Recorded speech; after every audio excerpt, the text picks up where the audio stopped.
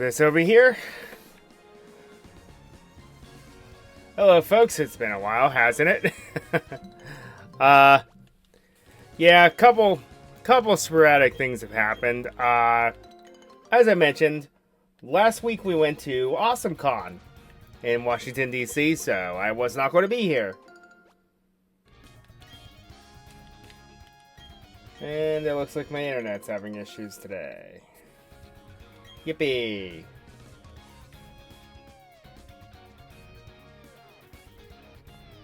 So yeah, off screen I have been growing berries. I forgot to come in here and get this, my word.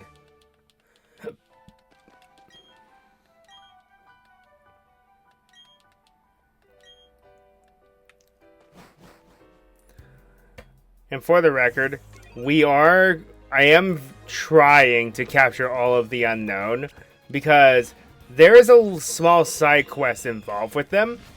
Oh yeah, and yeah, my taskbar is going to be up there. There's nothing I can do about it. Maybe if I hide it. Can I hide my taskbar?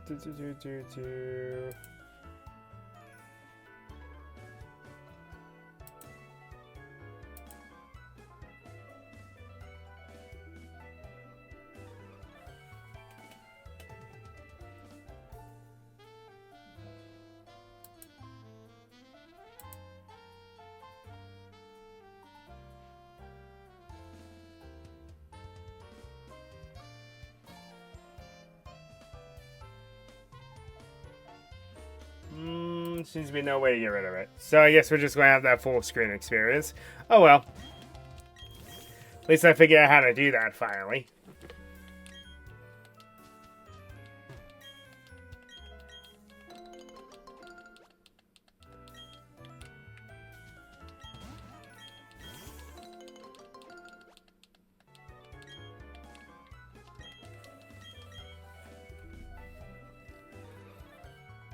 I may have to reboot my router.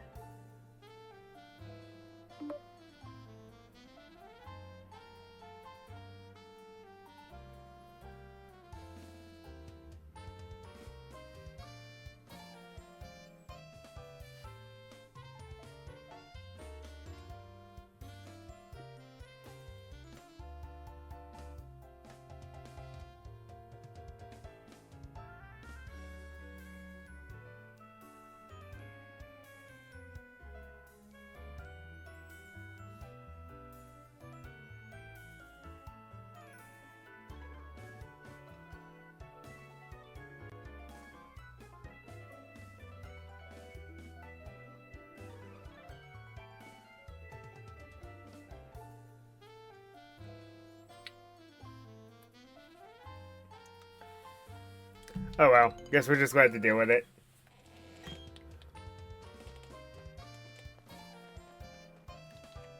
So, yes. I've been growing a lot of berries off screen.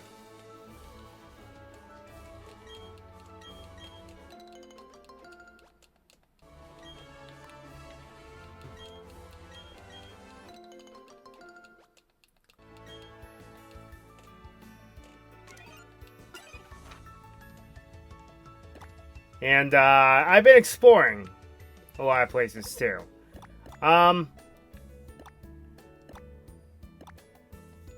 There is one area, well, two areas I like to discuss. First, let's fly to Hornholm City.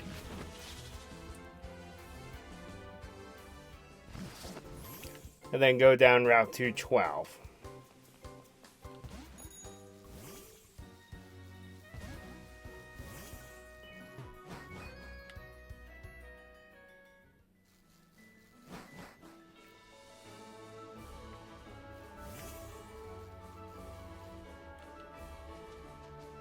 So Route 212 here is where we also find the lumberries.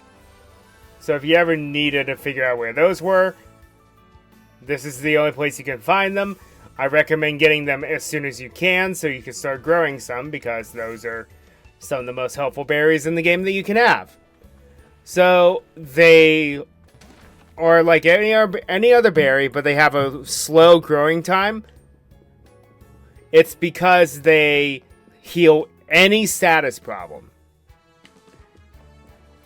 And if you use it as a held item, the Pokemon automatically uses it. So anyway, this is the Pokemon Mansion. No, not the Pokemon Mansion from Kanto.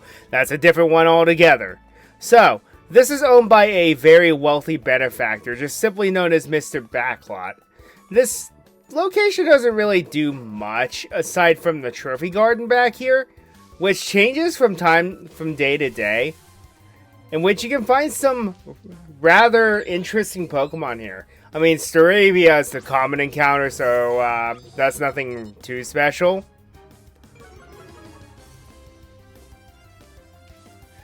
But, yeah. You could potentially find, I think, baby Pokemon here in Pikachu. For one thing. Because there's no other place to find them.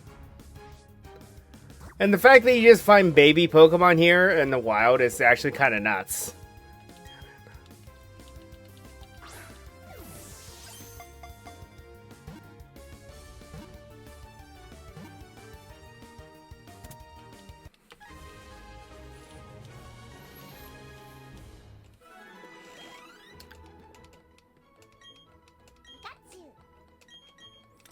I gotta catch it's the mascot. Oh, it has a light ball. Okay. So, what the light ball does is it increases the special attack stat. I think it doubles it. A Pikachu. Pretty good item. Makes it a glass cannon. It also does something else.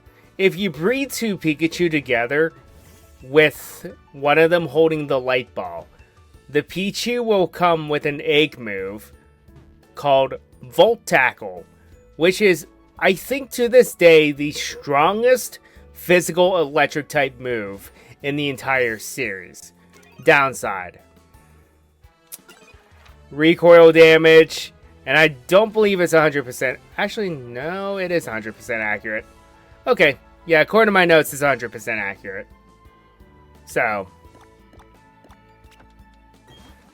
our next location requires us to go to Floaroma Town. Now, if we recall, there are some surf spots around Floaroma Town that we were not able to access before. Also, like I said, we're not going to bother with the honey trees because we have ways to get the Pokemon anyway. But I digress.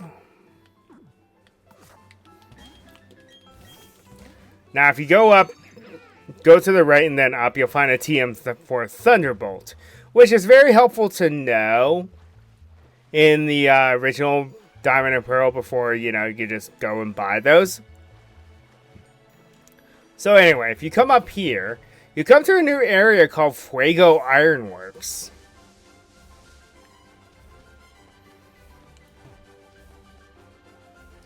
As well as a shortcut to that rocky part of Route 205.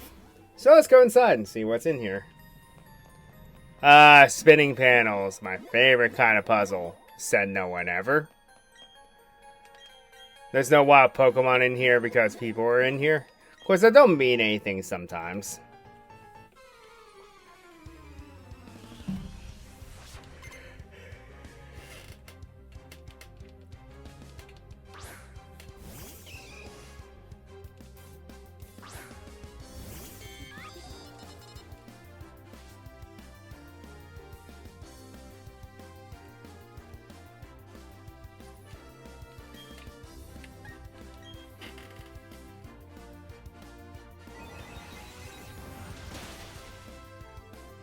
Now, I do need to be careful because the ultimate team per se could get potentially over-leveled, and we'll have to go back to our in-game team.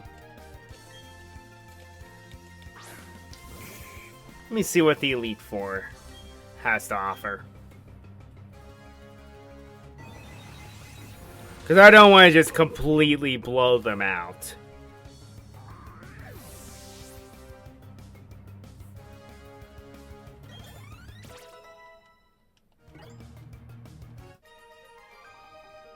Okay, looks like I'm good for a while.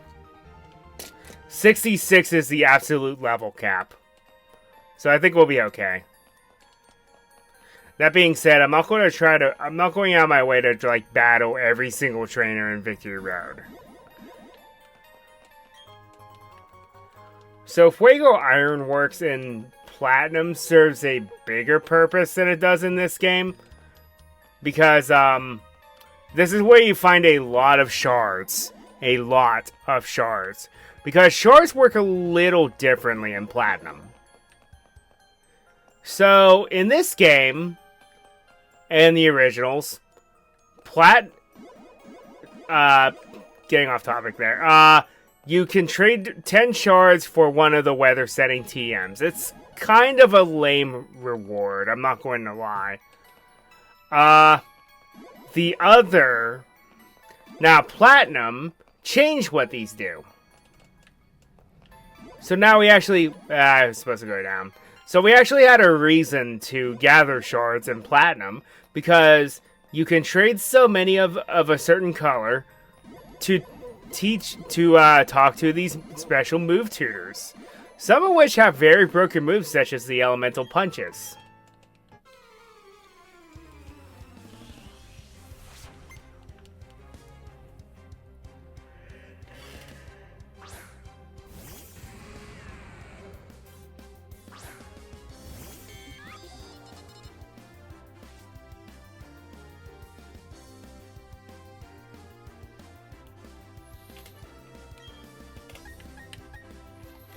Okay, Steelix can't do much against that, now can I?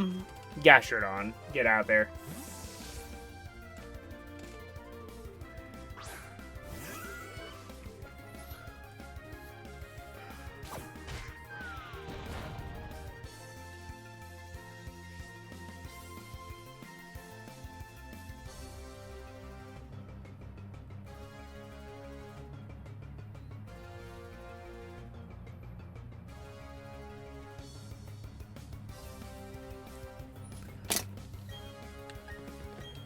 Okay.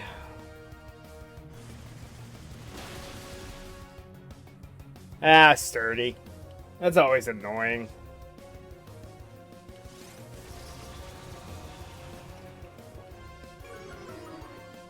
Now don't you go cursing at me.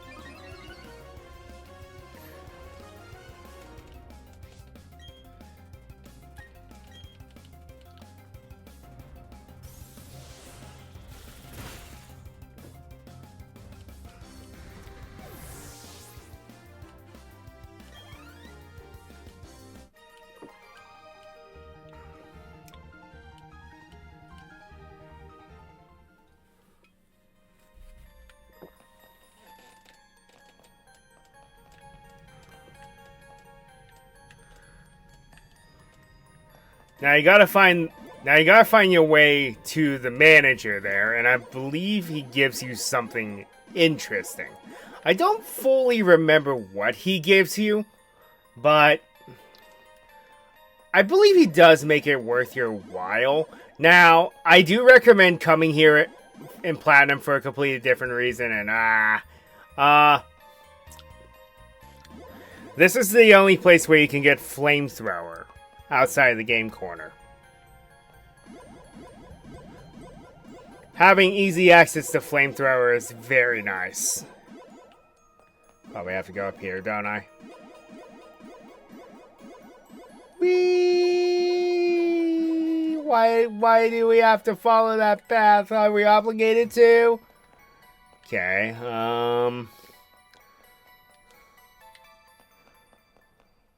Huh. Odd. My hidden item senses were tingling, but it seems to have failed me. Alright, what now? Guess we go up here. That just leads back here.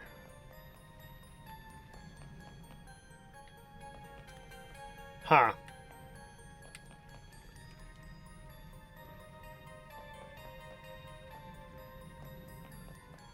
So how does one get down there again? Do I have to go... No, that just leads here.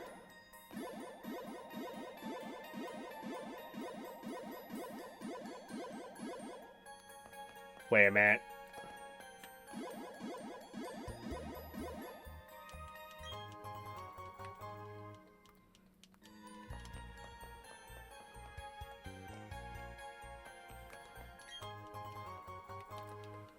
It's always nice to find one of those.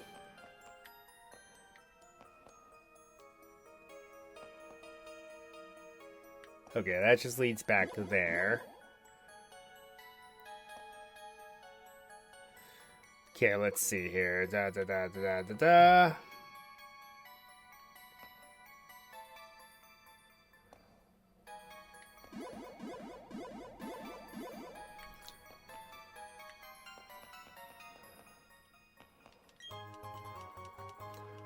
Rock Incense. I believe you need that to get a Sudowoodo to get Bonsly.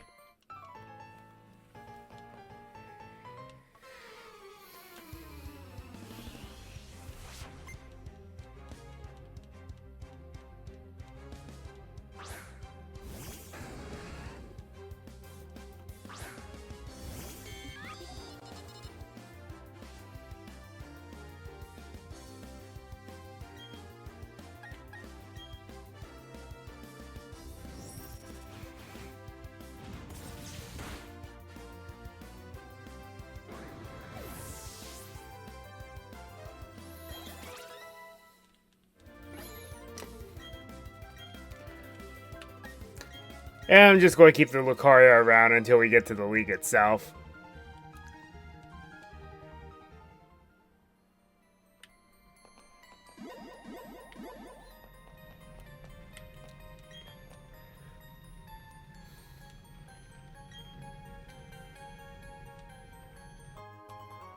Oh, he just gives you another Firestone. It's kind of lame. Anyway, there's a TM for Flamethrower.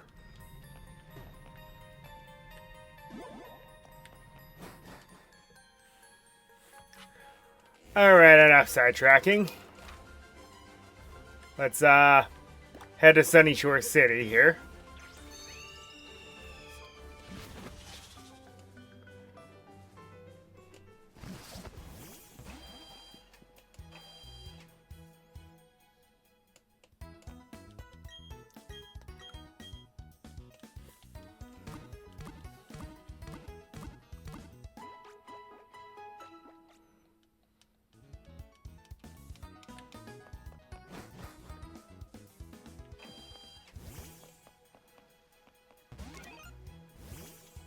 Well, there was something else I was doing. Okay, so, how many ball capsules do I have? Oh, I have enough. Okay. I can show an interesting little feature.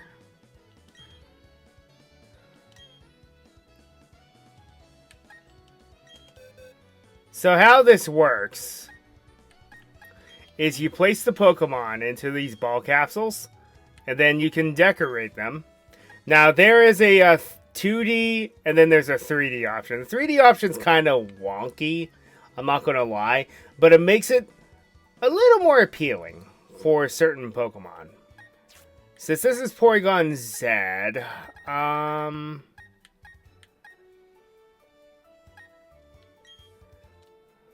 no, that's more for Luxray.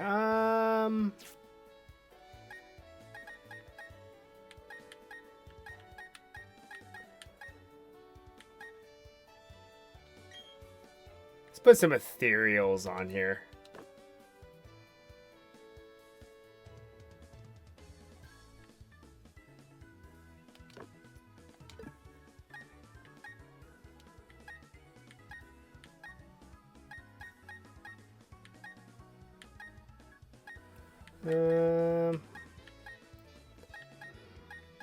Oh.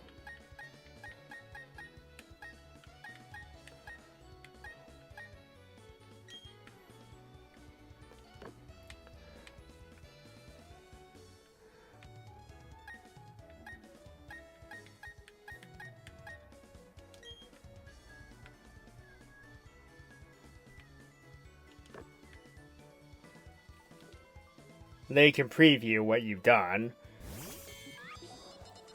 Yeah, you know, honestly, that works. So it's an interesting idea. This one I'm just going to make it a little more simple. I'm going to put this. Do I want to use that one?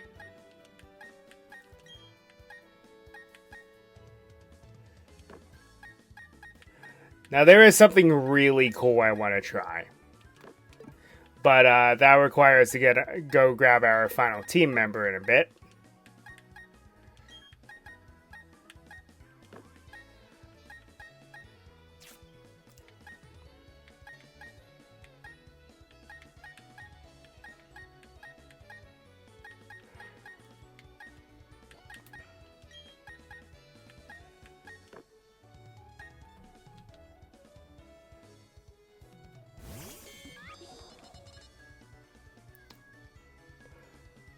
Simple and a bit to the point.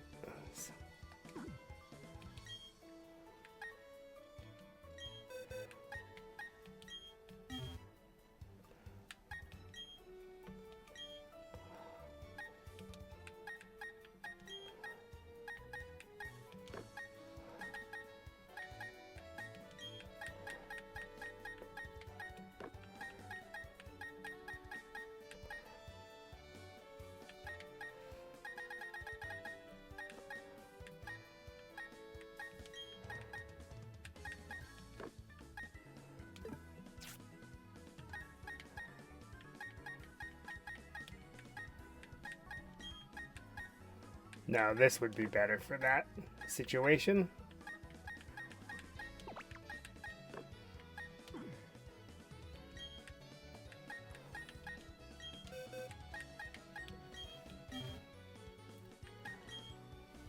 Okay. Next is Luxray. Oh, and unlike Diamond and Pearl and Platinum, if you deposit any Pokemon that happens to have any of this on there, you can now. Originally, they wouldn't let you.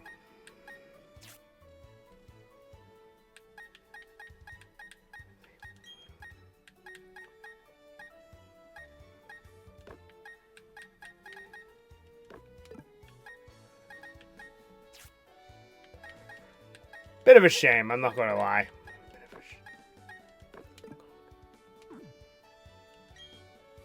See what this looks like. You know what? That works.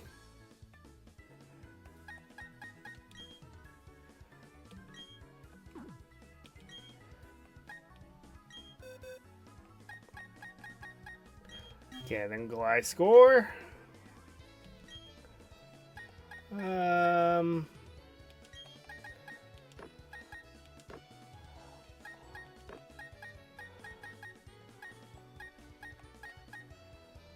Some smoke considering. And because it's a bit of a interesting yet mysterious Pokemon.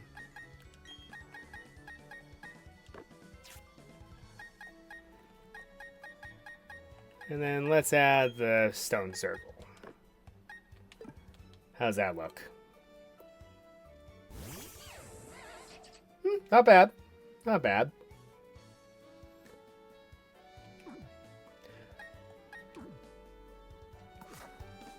So, now we have that as an option. So, the Unknown side quest only does one thing. It gives you more ball capsules. I mean, interesting idea and all, but is it really worth it? Ah, forgot to use a Repel. Actually, come to think of it, I should probably head back to town and buy some Max Repels now.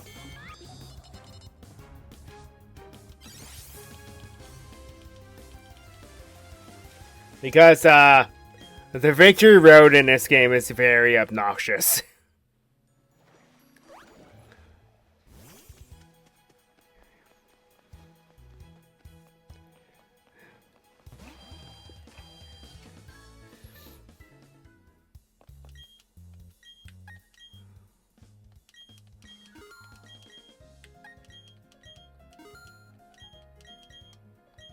Now, hang on to those for an emergency. Don't need these. You better have burn heal.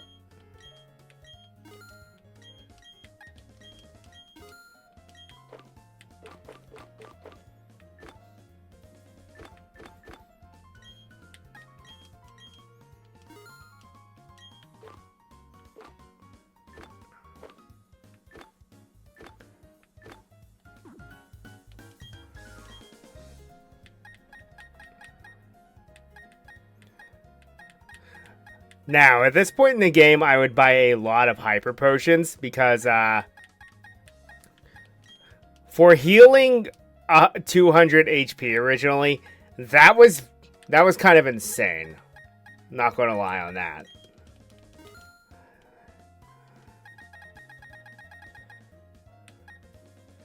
But since it's the same price and only stores 120 now, it's not as good, but it will do.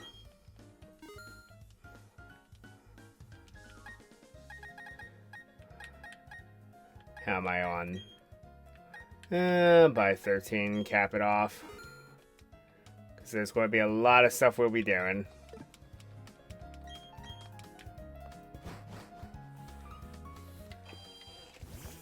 Okay, now then.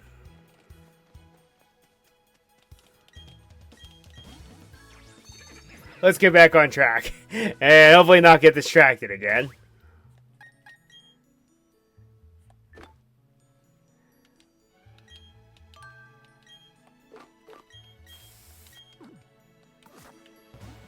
Okay, so as usual, it's a water route. There's going to be a lot of swimming trainers. For the most part, you can just kind of ignore them. Well, unless you walk directly in their line of sight.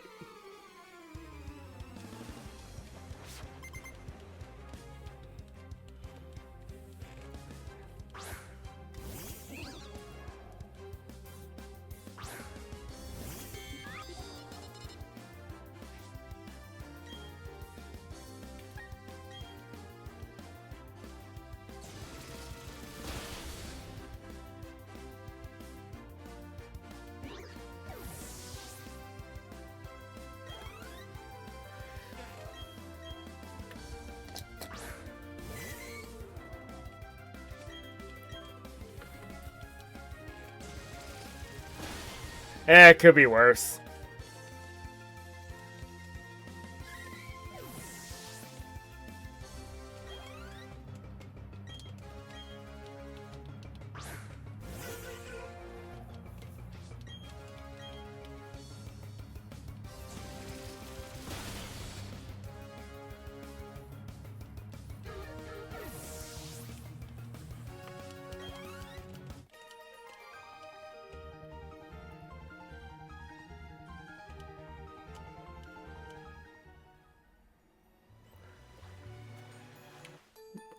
Ah, well.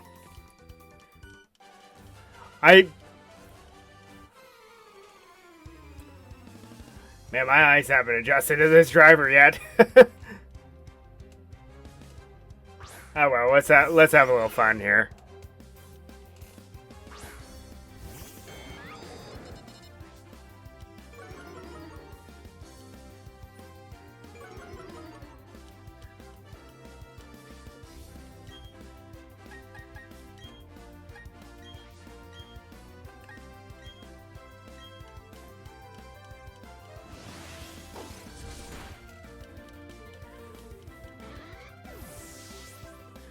So yes, these are 5 of the 6 team members I've been having in my back pocket this entire time.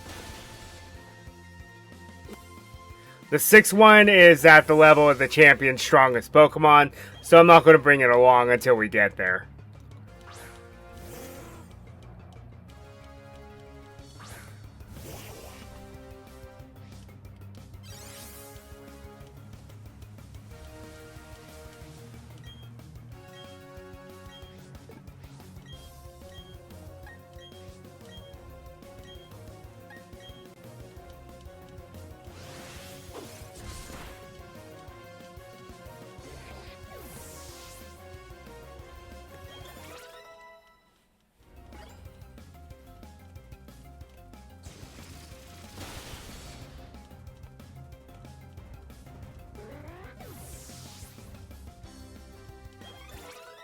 And I always call Porygon Z one of the Jack-of-all-trades Pokemon, because it can learn a lot of moves for its very high special attack.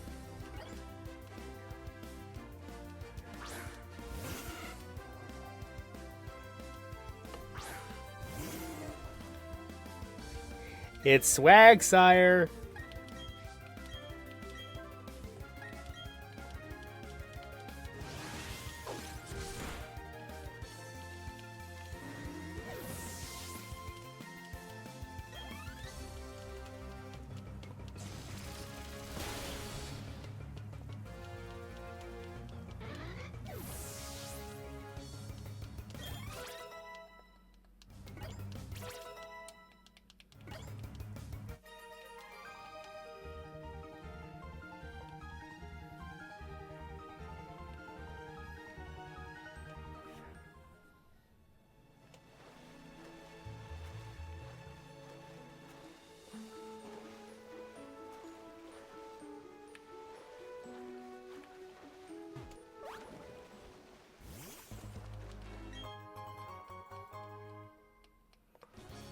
So this is a dead end, which means that you have to battle this trainer. Okay. That is a rare one. Yeah, that's kind of crazy, actually.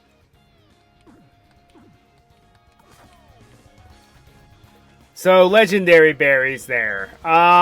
They take forever to grow. I'm going to warn you ahead of time. But it is worthwhile to get them, because if you decide to do Pokemon contests, they yield some of the best Poffin results in the entire game. So they are worth it, but they're a headache to grow.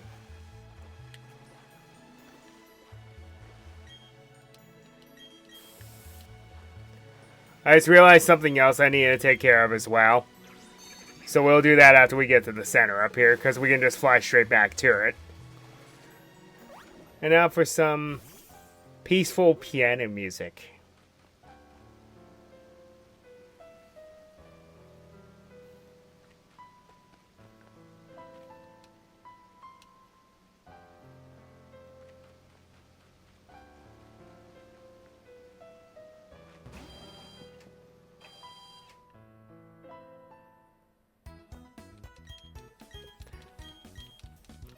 Sadly, it becomes a music box as soon as it turns 8 p.m. But I like the aesthetic. The calm before the storm, they call it.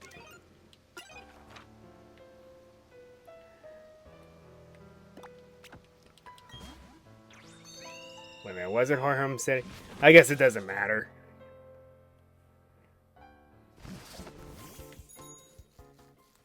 So, we never did the Wayward Cave side quest. Honestly, I don't like doing that one because it's so tedious, because every single area looks the same. So it's extremely easy to get lost in there.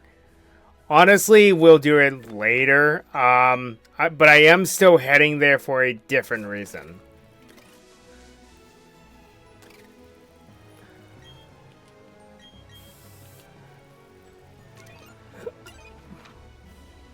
Guess it would have made more sense to go to Oreburgh City.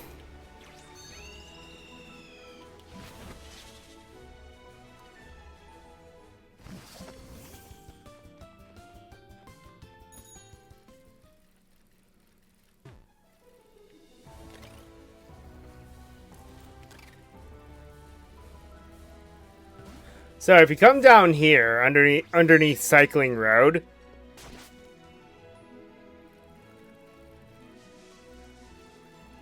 you'll find there's more to this route than meets the eye.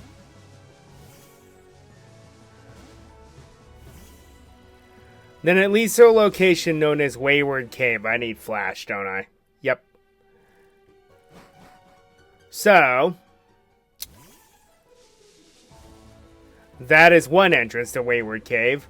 What a lot of people don't know is that there's a little entrance down here. However, this area is inaccessible when you first come here. In Platinum, it isn't. You can just come down here if you want to at any point in the game.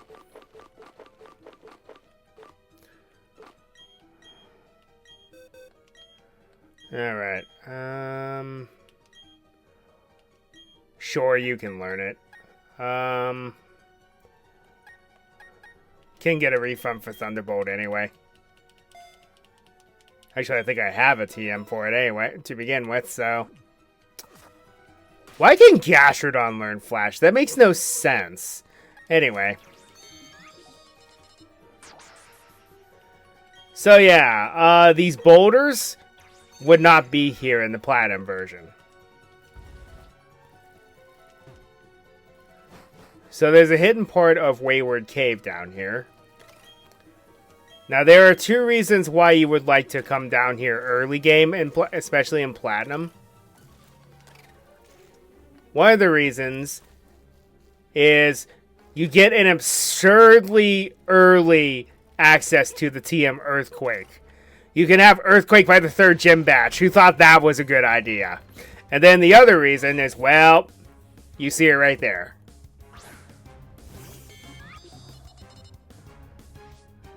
Gible can hard carry you through the entire game. The problem is, in this version, you cannot get it until after you get the 6th gym badge, which is a bummer.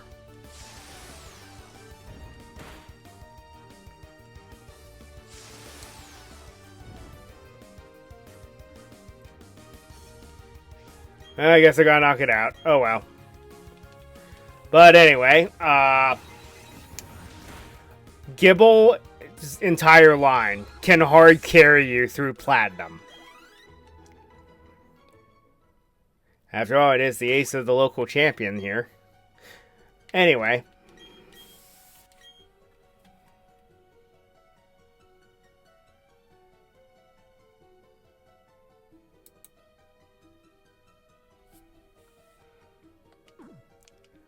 I'm happy that I can just click and do that now.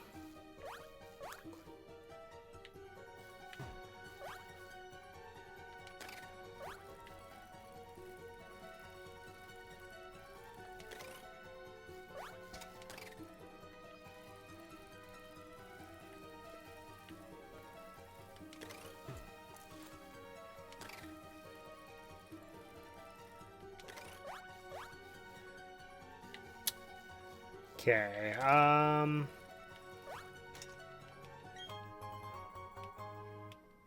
yeah, whatever.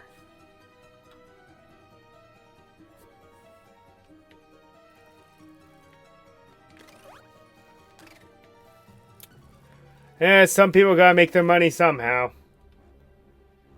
You know how it is.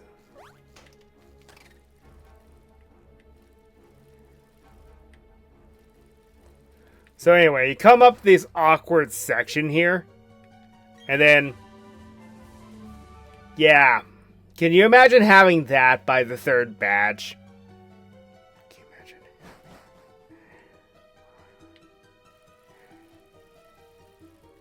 And no, they didn't even replace it with Dig. You straight up find Earthquake down here. Even in Platinum.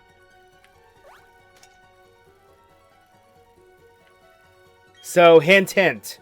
You'll have an extremely overpowered move by the time you go and fight the 3rd gym.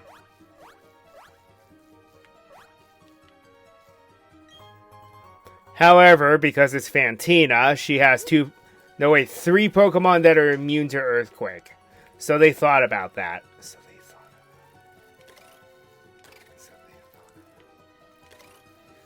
But again, I still question what their sanity was, because that's absurd, having Earthquake that early in the game. I mean, granted, in this version, yes, I did technically have Earthquake by the 3rd badge, but that's because I had a fully evolved Torterra.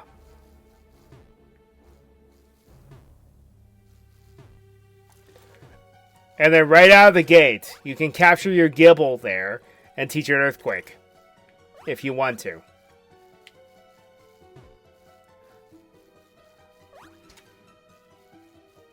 I do recommend it though, because Gible doesn't learn any good ground type moves for quite some time until it reaches like level 45, in which it learns Dig, and then it evolves 2 levels later. So what's the point?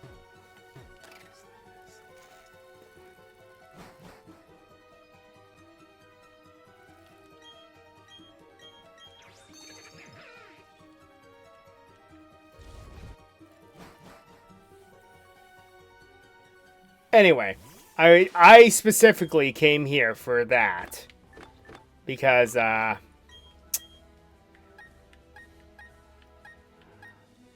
one of our Pokemon will benefit greatly from this.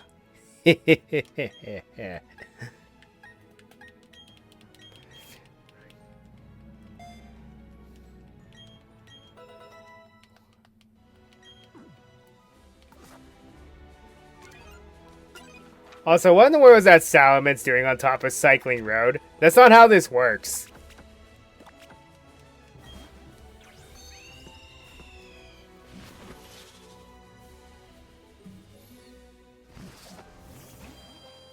Anyway, back on track.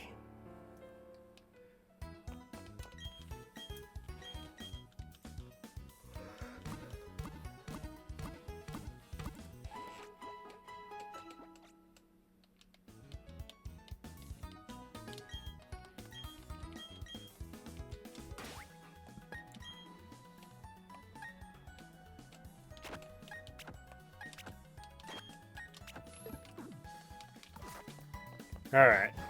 So, we're going to have my Salamence and Gliscor leading the charge because they're my lowest level. That, and if they get stuck in the double battle, I can just Earthquake everything. Anyway, welcome to this game's Victory Road. This thing was a nightmare to go through back in the day, because HMs were a thing, and you had to carry a slave with you at all times.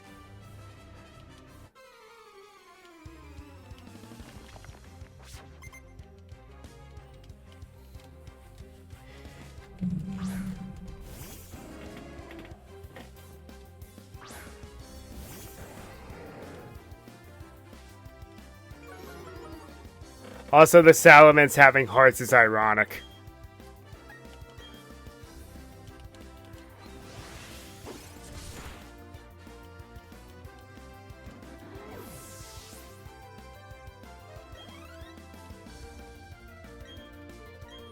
Staraptor.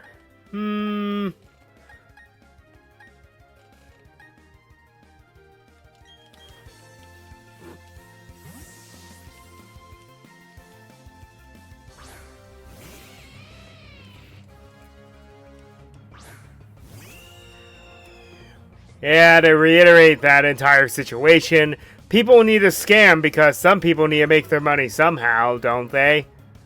Even though, go out and get a real job? Seriously?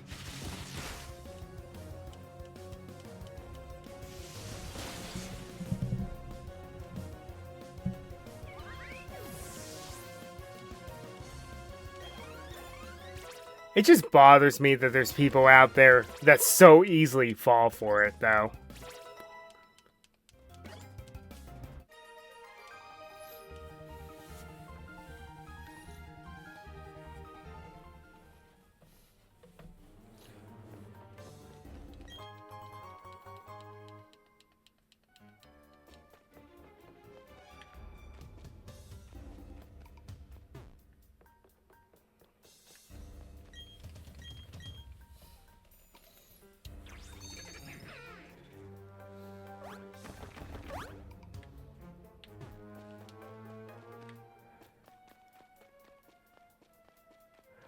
Back in the day when telemarketers were a problem.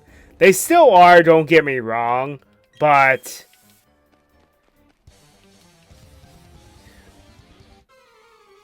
because the internet is so widely accessible now, they have moved there.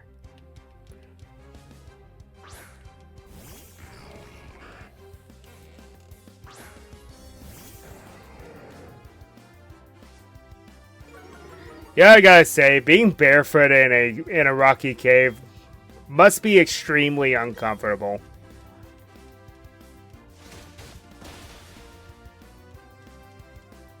Also, the Victory Road appears to be an old mine. Huh.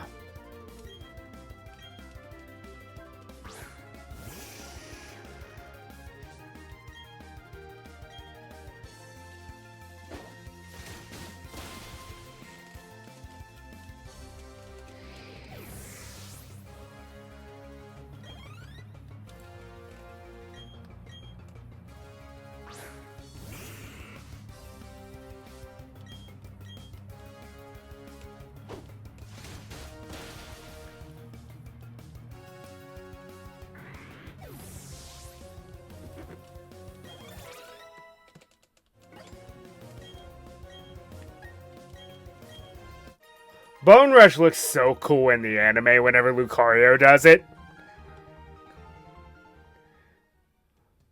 What it does is it creates a bone out of its aura and then fights with it as if it's a sword. Or a rod, take your pick. Since it's supposed to depict a martial artist. I guess the rod makes more sense.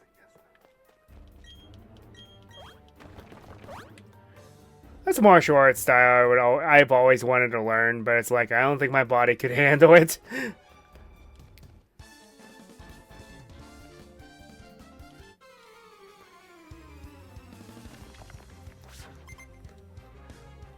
I considered taking up fencing back in college, just as a side hobby.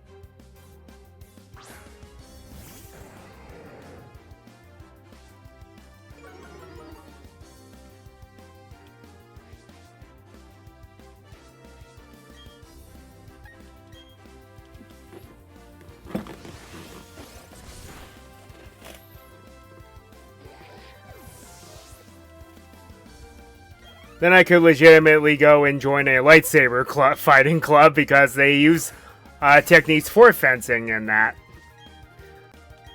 That is how Form 2 Makashi was developed, from fencing.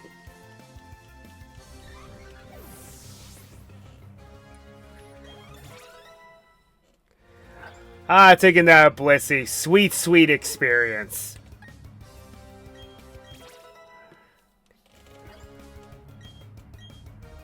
Guillotine tempting, but no.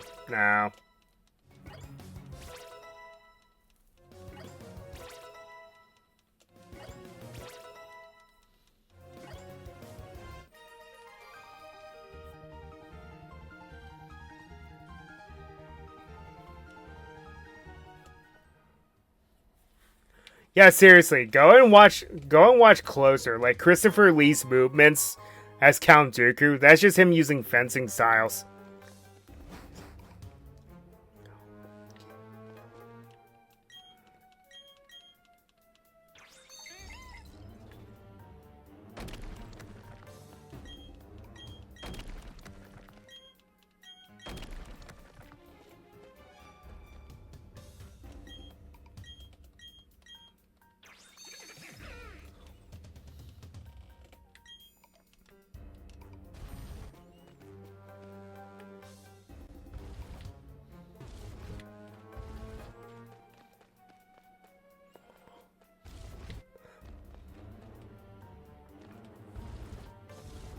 Shove this way back, grab a bike.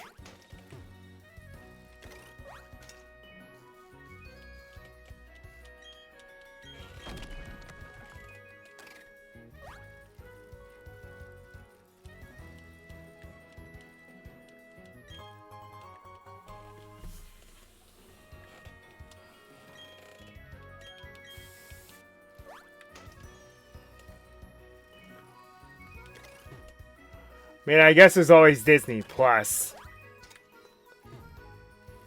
Hashtag not sponsored.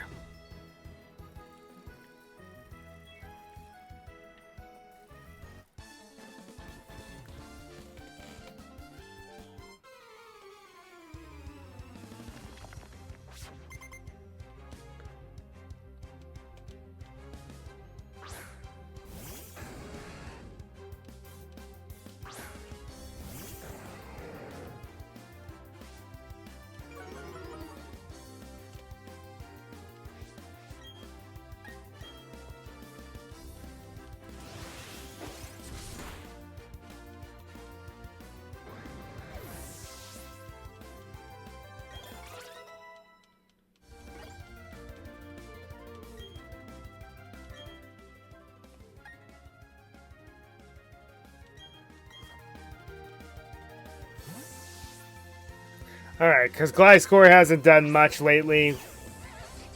Let's go ahead.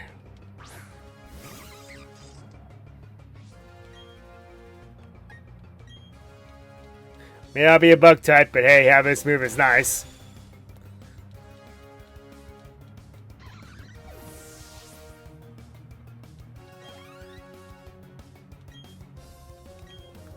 Oh, you fool.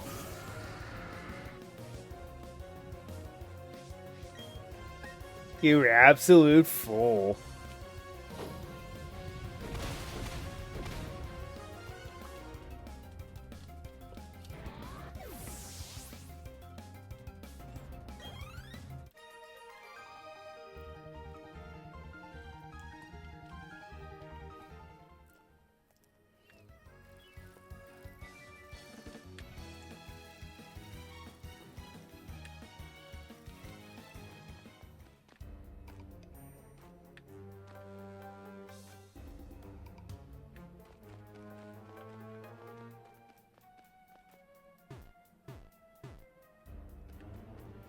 Okay, let's reset the things.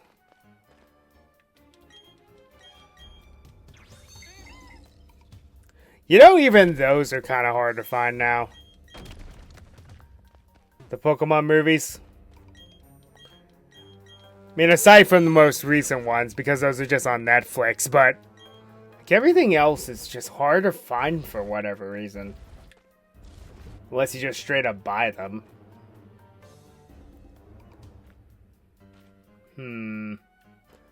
Doesn't look like I can go this way. So...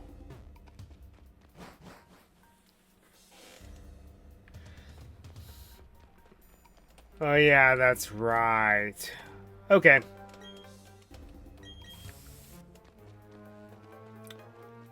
Point granted.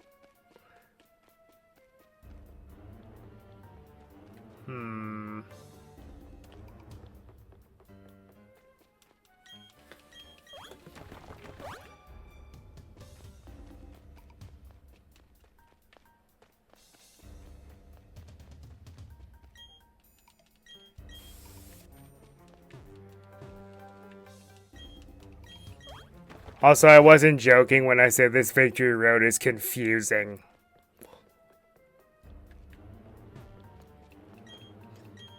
Because by adding the rock climb mechanic, it made it that much more difficult to figure out. Well, this is apparently where we're supposed to go, but I don't see how. Unless there's something I'm missing. Because that just leads down to that psychic.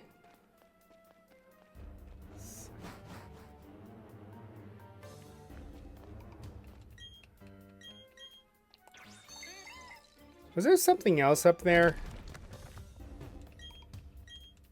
Where the bike path is?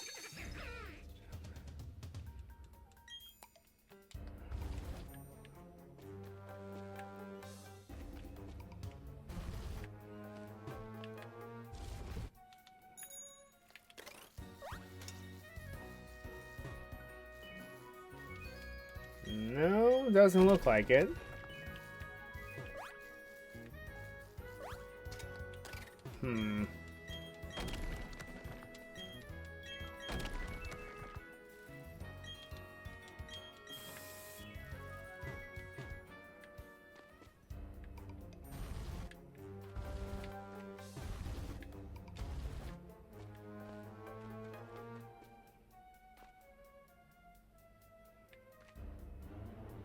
I don't see how this is possible, because then the path is blocked.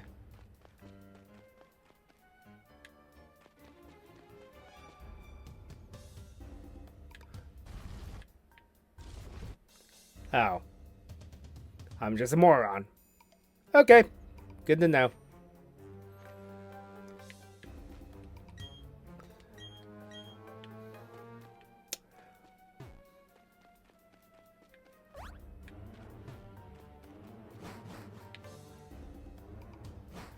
I'm just an idiot. Okay, good to know. Good to know.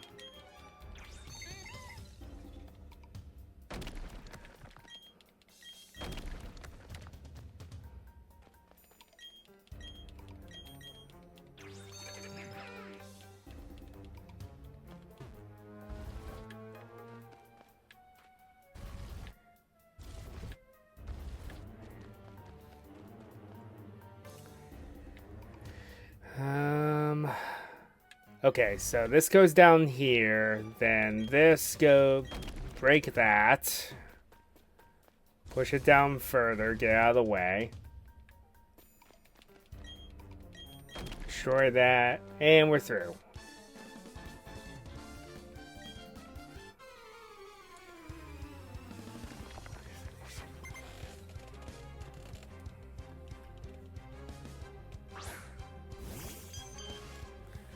You know, I gotta admit, having fairy types makes this that much more awkward than it used to be.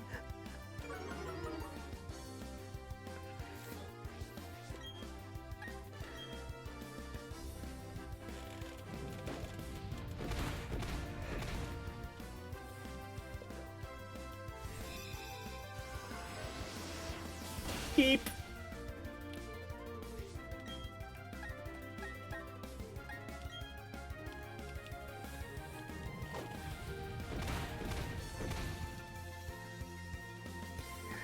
Ow, by the way.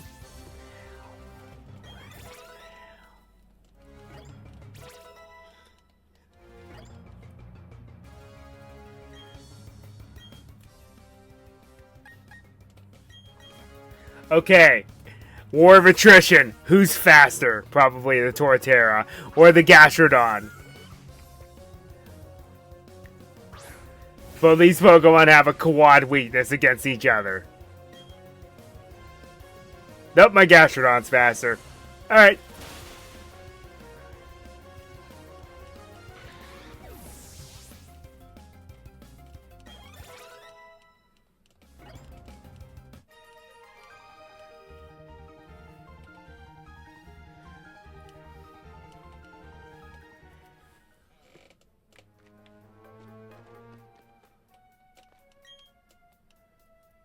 Okay, I gotta be careful here.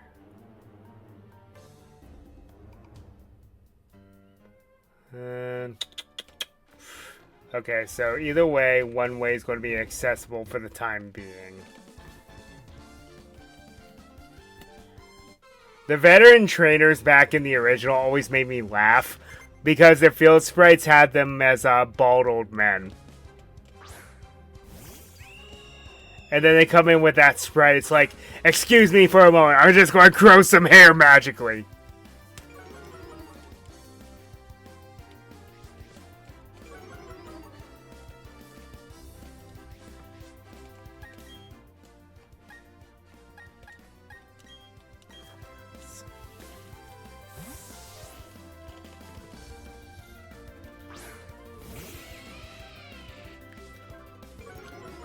But anyway, I've said this before, I'll say it again.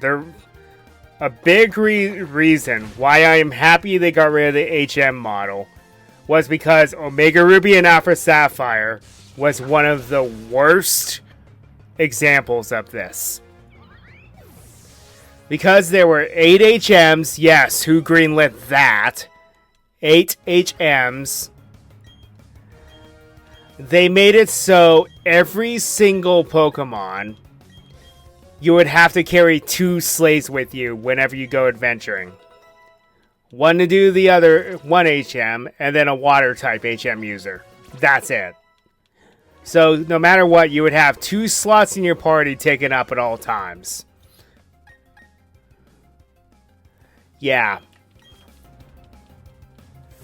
That was very obnoxious. I did not like that.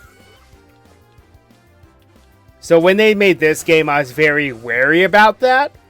And I like the model that they went with, where they give you the HMs as TMs instead. And what happens is a random wild Pokemon happens to show up and lends a hand. Sure, why not?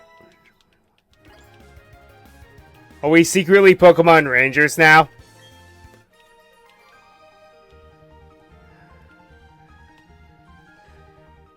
Brilliant!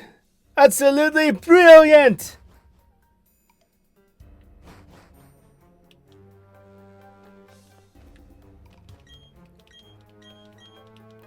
Most of the time that tends to be the case, but the problem is you still need a user of Dive in Aurus.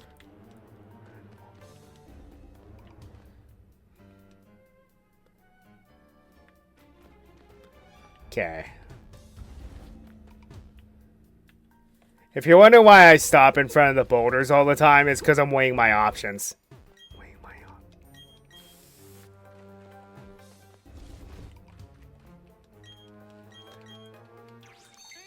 Get it? Weighing my options. I'm pushing around giant rocks. Okay.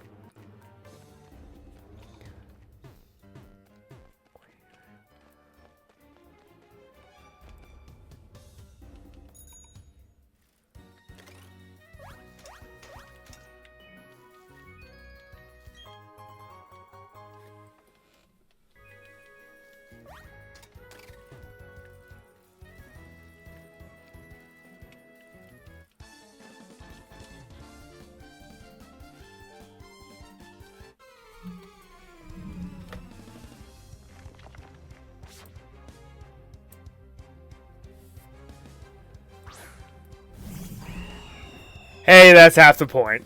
Half the fun, anyway.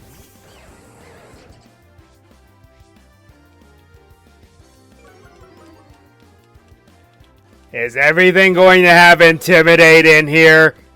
Ugh! I know, 2 of my Pokemon have Intimidate, la-di-da, but you still get my point.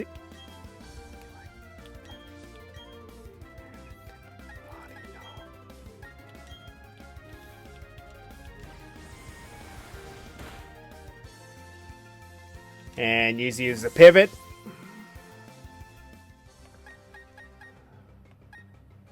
This is kind of awkward.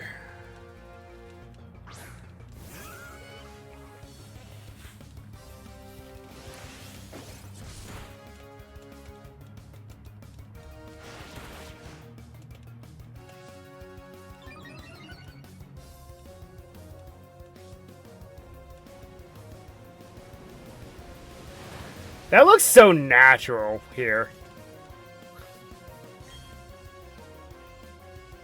It appears mine isn't much better, so join the club.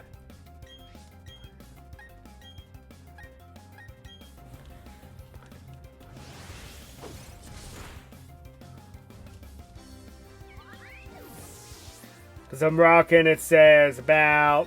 It's fluctuating between 4,000 to 6,000 megabytes. Sorry, not megabytes, kilobytes per second. But it says I'm still at 60 FPS, so I guess it's not that bad. At least that's what OBS is telling me.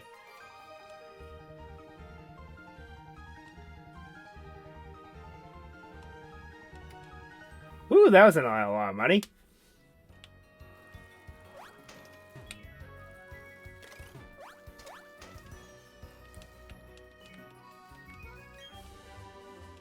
Ooh. That's a good move. Stone Edge, downside, 5 power points. Upside, very strong physical rock type move with a high critical hit ratio.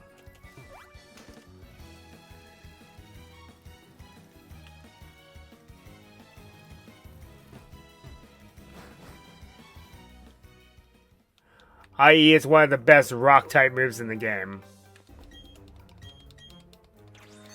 Other downside, it's also 75% accurate, but hey.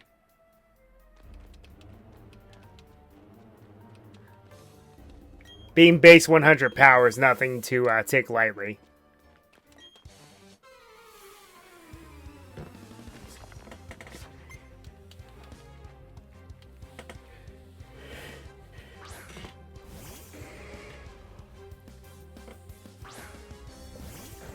Also, I'm not exaggerating. The black belt character looks like a good friend of mine. I am not joking.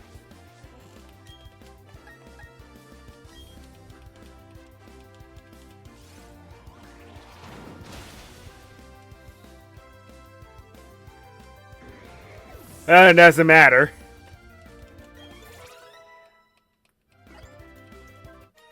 Black belts are predictable. They always use the Machop line or they use one of the hit pawns. Almost always.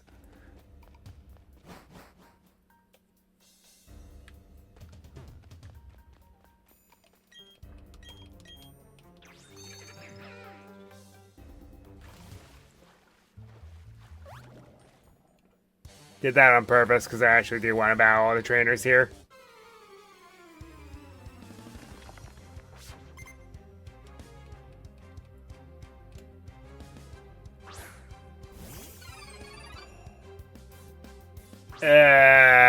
Don't go there.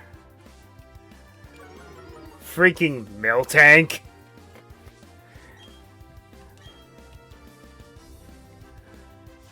There's a streamer I watch who's going to do a Pokemon Infinite Fusion run where for every Pokemon he captures, he gets a free Miltank. Eventually. I'm not sure what his stretch goal is going to be, but he said he wants to do that. Well, begrudgingly said he would do it. Because all the Miltank fusions are very cursed. There's some that aren't that bad, but most of them are pretty cursed. Could you tell me my past? I know nothing about it.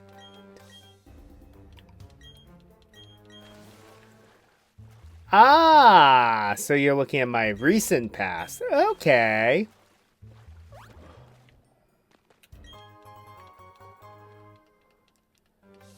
Alright, now I need to find a diamond. Which don't exist in these games yet.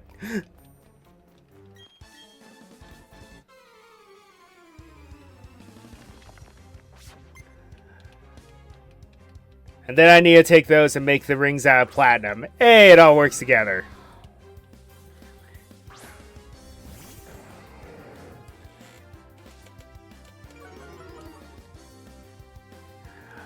Don't even go there.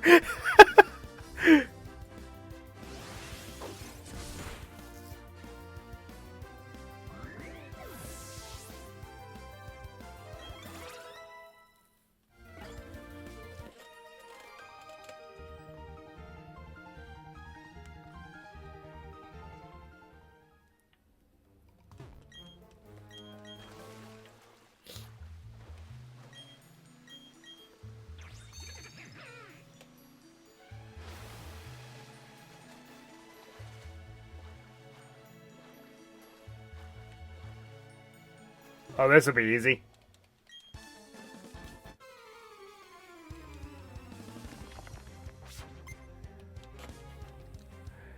Also, is it just me, or do all the dragon tamers look like Lance?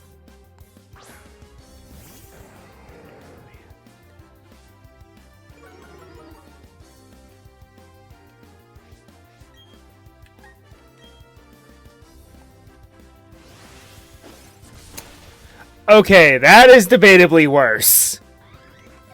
Tentacruel and Mr. Mime?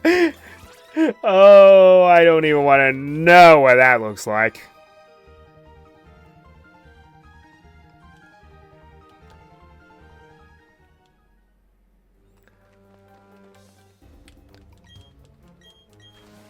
Yeah, the Tamers just look like Lance, except they're a recolor. Their hair is purple instead of pink.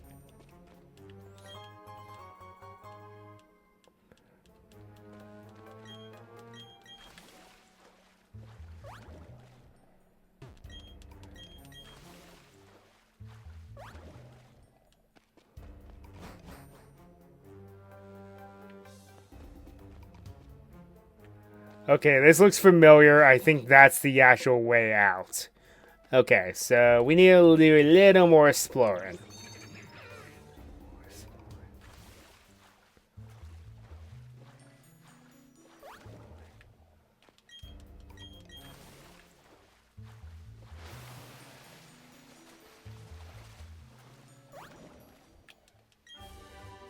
Ooh, that's not bad.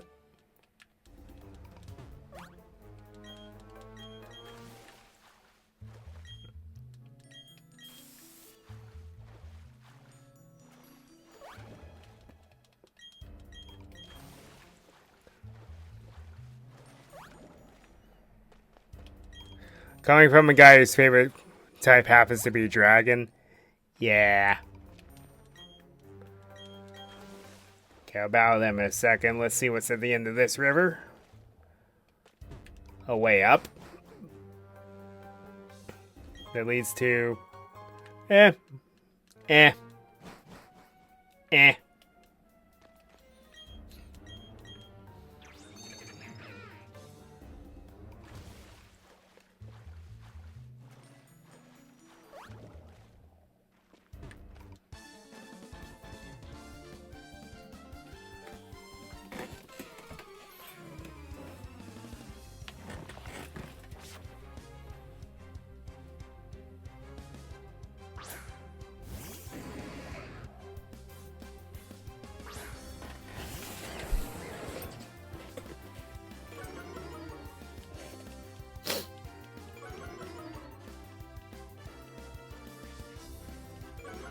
Well, this can be potentially bad.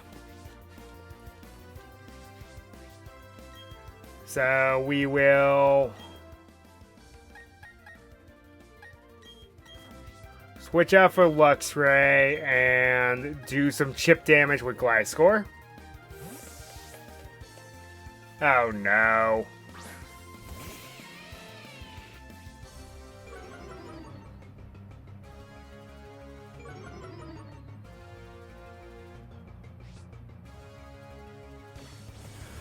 The Mime in Tentacruel just looks like an alien.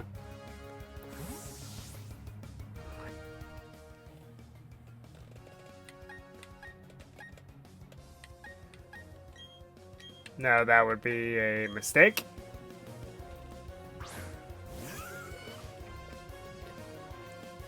But the Miltank and Tentacruel, yikes. That's in it. That's NSFW.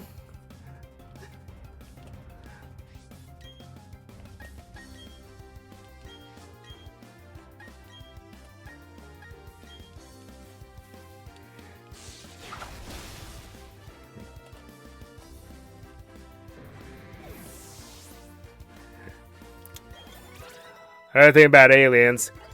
We are from outer space.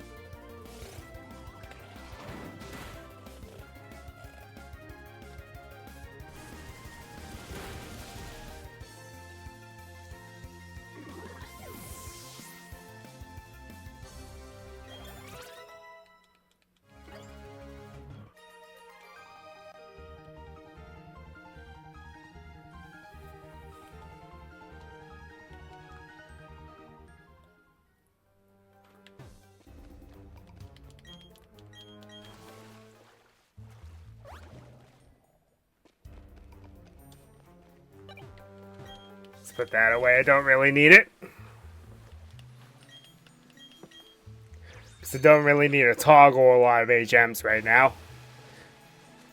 The only toggleable HM in this area is Defog. But we cannot access that area just yet, I do not think.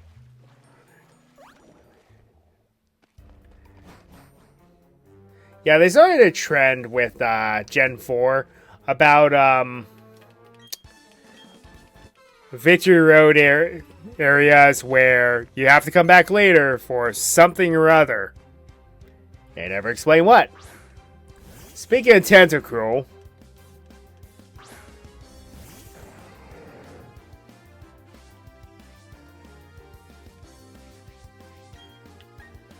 Clear Body is one of the best abilities in the series. Changed my mind.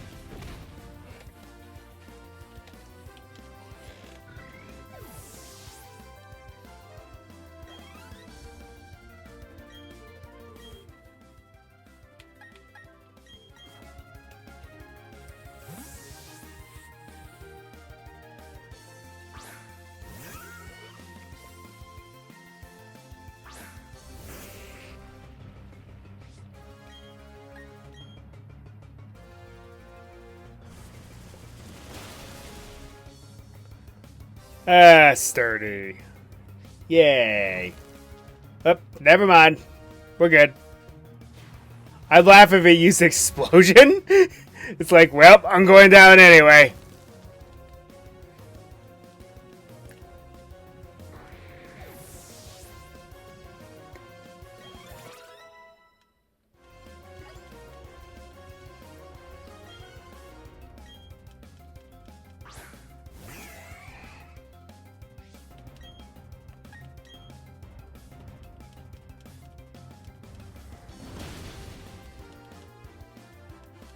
Steel type.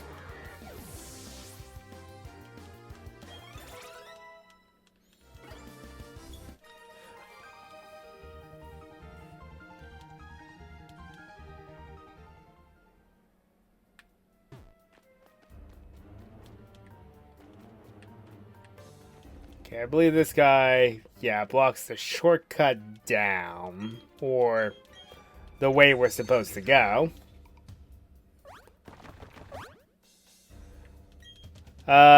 B. I'm going to go with B, the way we're supposed to go.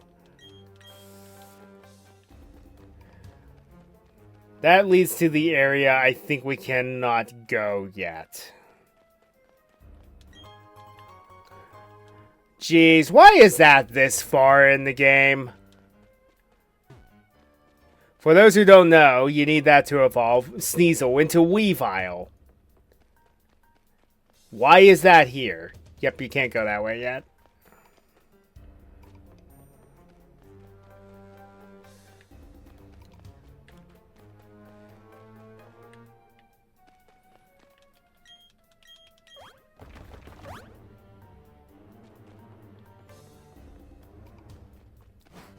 Okay, I think this leads to the way out. Nope. Negative, but it leads to something. It can't be Dragon Claw because I already got that. So what could this be? Oh. Yeah, that works too.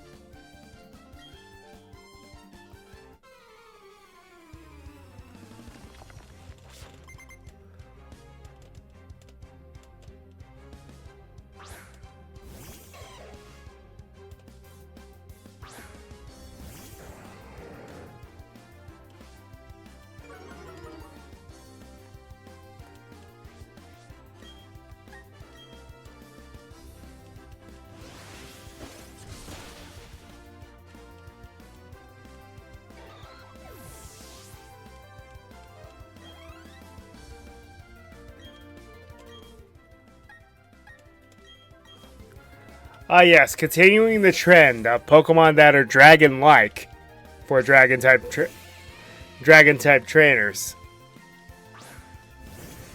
To be fair, though, I mean, even up to this point, we don't have as many dragon types.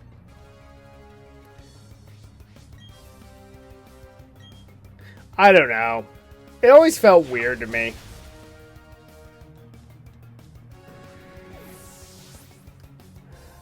Okay, it works. I'm going to take a break once I get to get out of this place anyway.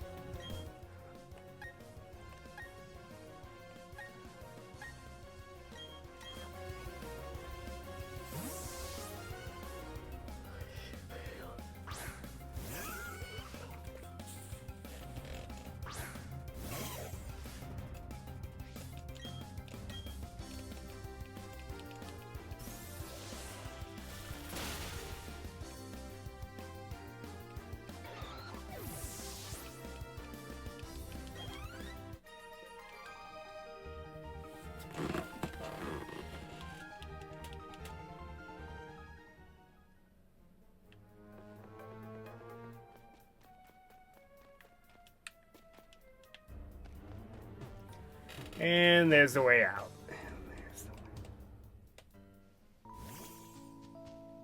Yep, now it's going to play the music box.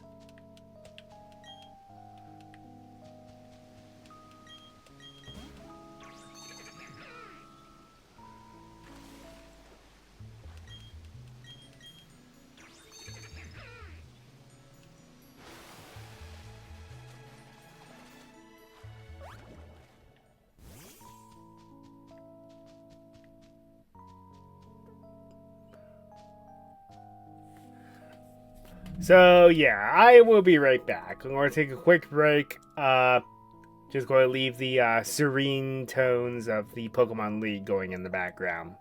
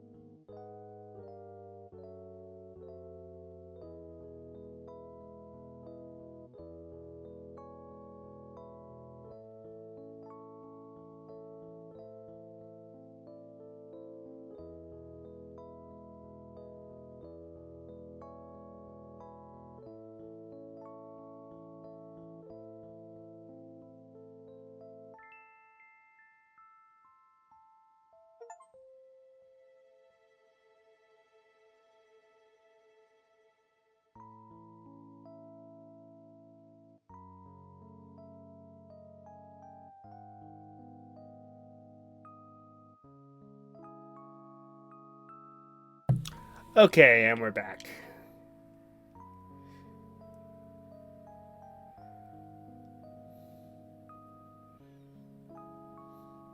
Huh. I never noticed that little cutscene before. Also, I remember this Pokemon Center being far bigger. Guess not. Okay, so... That other Pokemon was this Magmortar who's level 63. So it's like, he's going to be the highest level Pokemon going into this. But, still. Okay, I gotta do this right.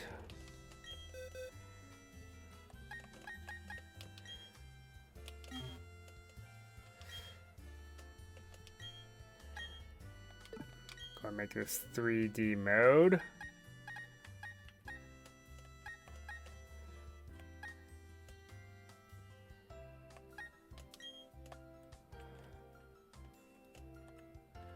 Okay, if my theory is correct, place the sticker there and there.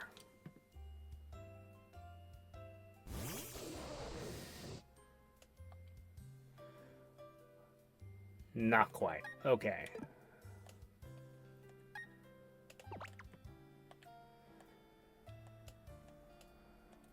Maybe about there.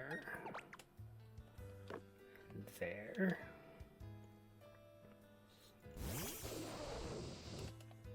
No. Okay, it needs to go up because his arms go up first. Okay. Let's try that. Almost.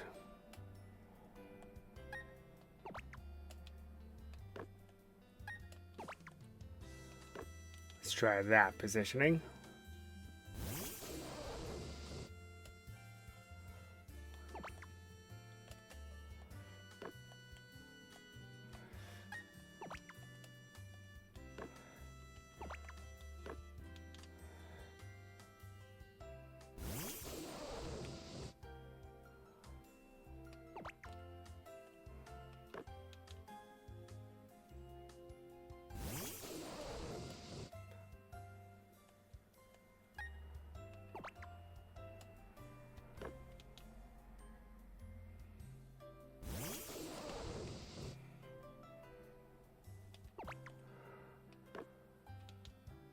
Let's try up there.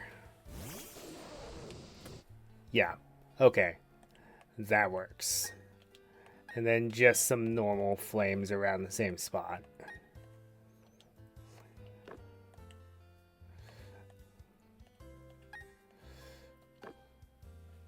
See how that looks. Yeah, I like that. Okay.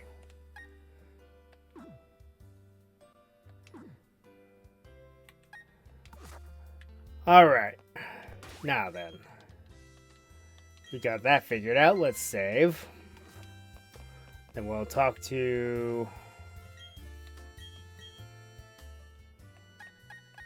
We have a lot of money now. We're going to buy a lot of these because we're going to need them later. We're also going to buy more of these as well. Because again, we're going to need them. With some of the other things that we will be doing. Because this game does have some post-game. Not much, but it does.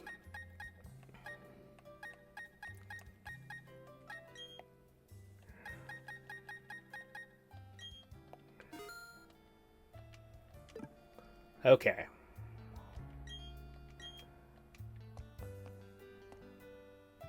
And right before you head in... Hold it! Don't go off without me! You're challenging the Pokemon League, aren't you? That's why I'm here, too. Let's see who's more worthy of making the challenge with a battle.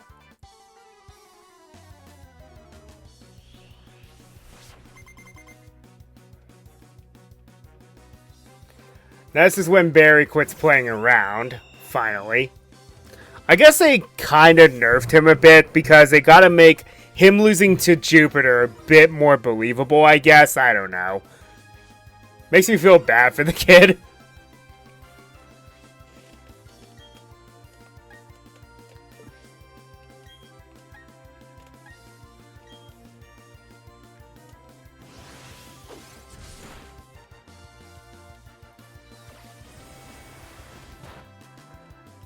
Not a bad idea.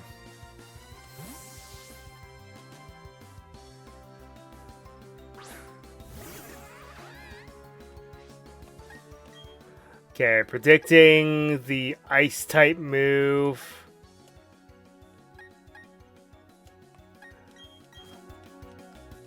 So either way.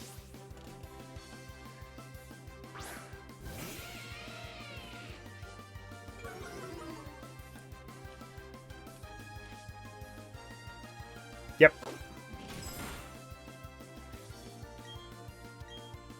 Nerfed it to the point where it almost does nothing. Well, that's impolite.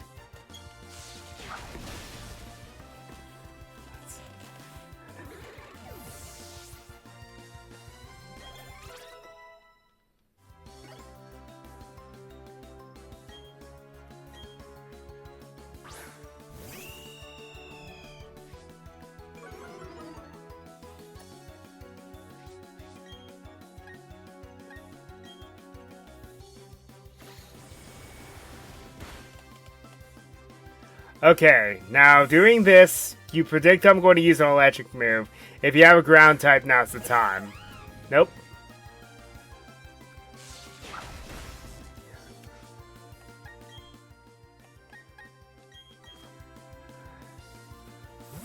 I should have used Volt Switch. Oh well.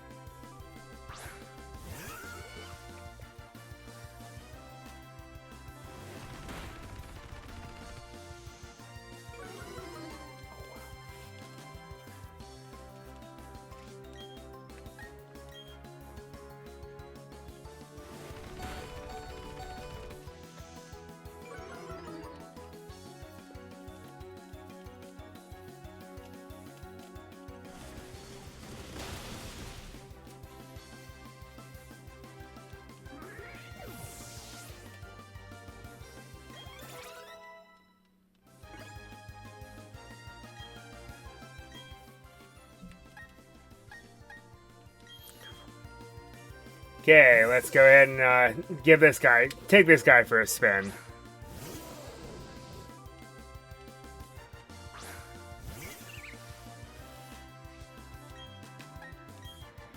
Also need to revamp his moveset a bit.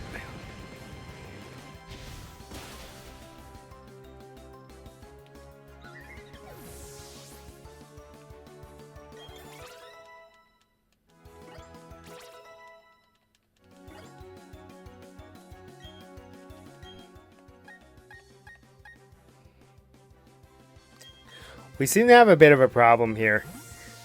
Both of my flying types have no flying moves.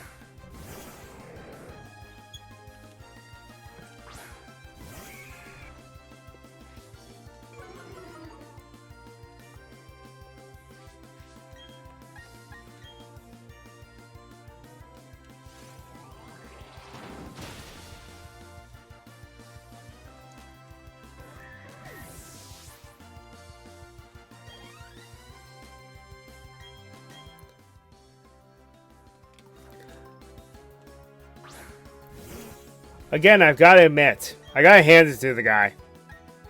Having enough patience to look for Snorlax, well, Munchlax.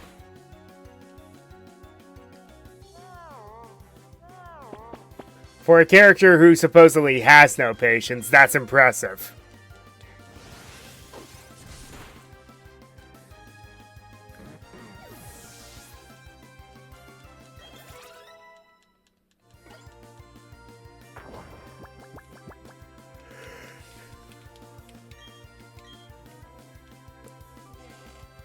I fully believe in this last one. I have no reason to... Couldn't read it fast enough.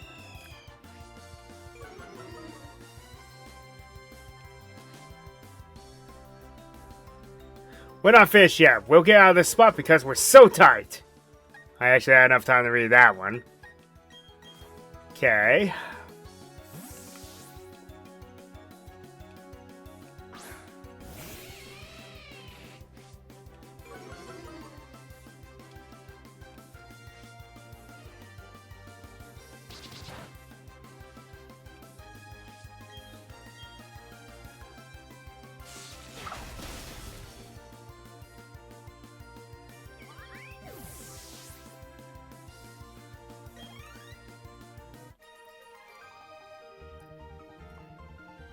What just went down? My team still needs raising?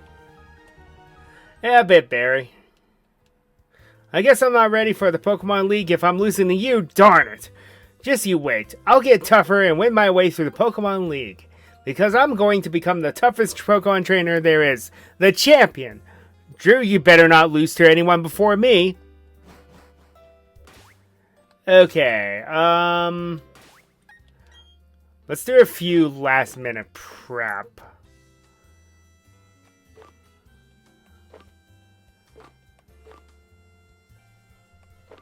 Dark Pulse is very tempting. I'm not going to lie.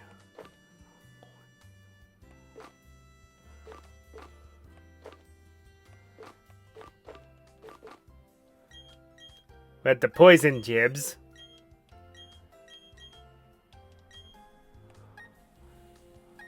are going to you.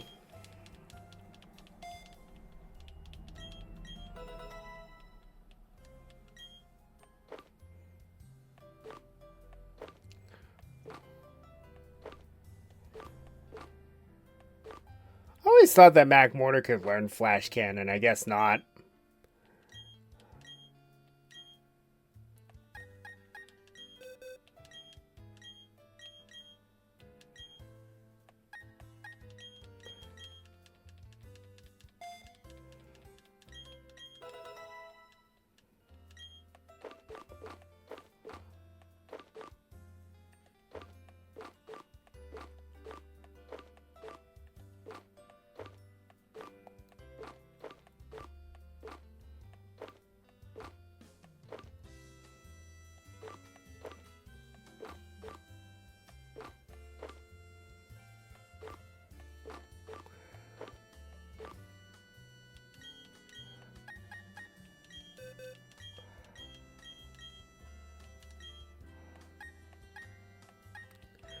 Isn't it hilarious that this thing can learn Thunderbolt? Talk about coverage.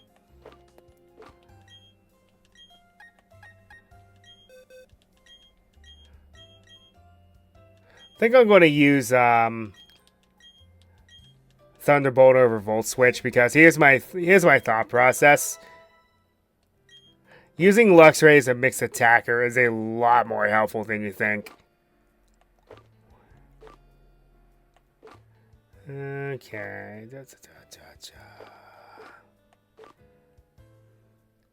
Sludge Bomb.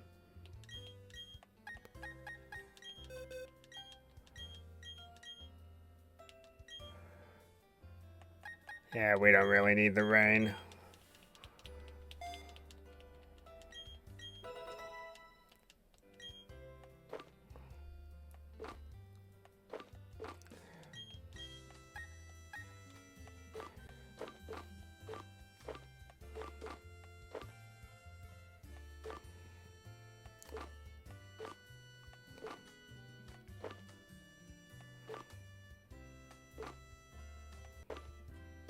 Shame that Pokemon cannot learn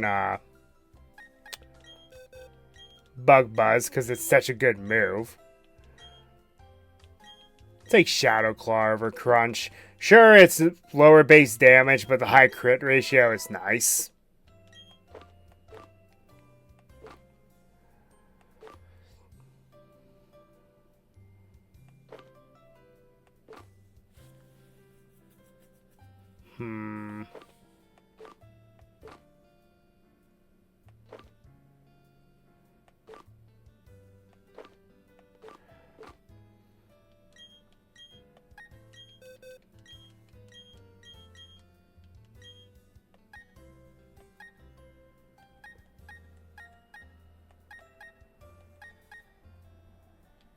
Yeah.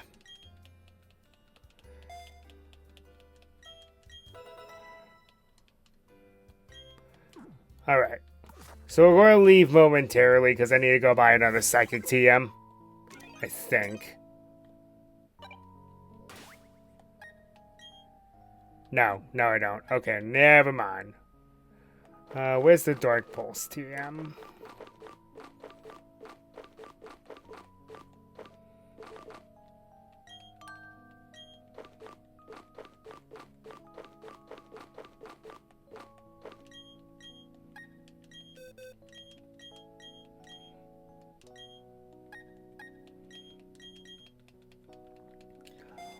Okay. Now,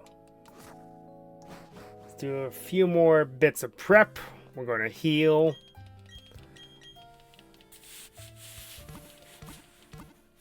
Gotta switch around some held items.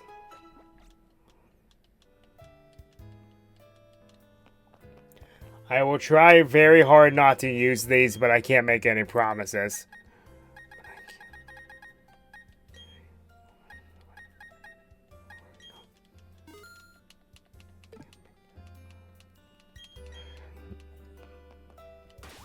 Okay, what are my held items looking like?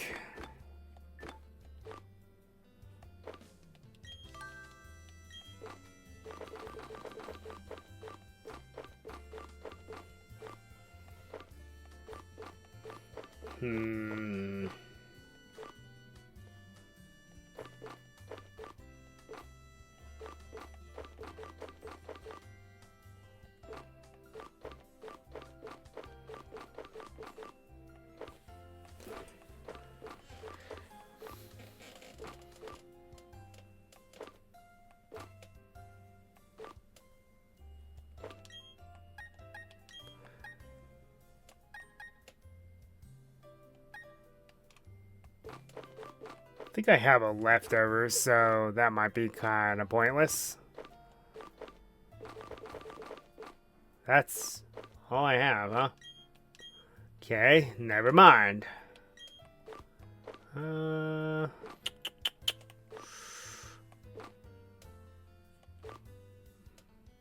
you have anything that's like mega inaccurate? Not really.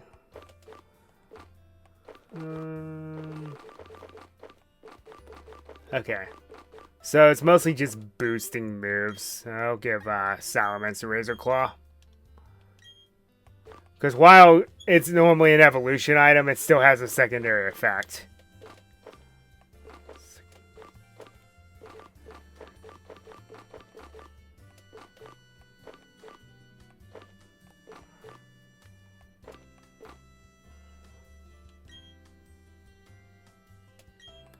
And I'll give Gastrodon the Quick Claw instead. That can be helpful.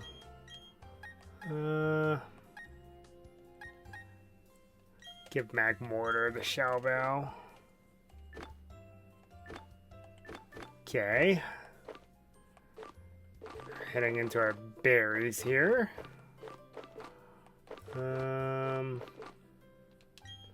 Let's go ahead and give a Lumberry to Porygon Z.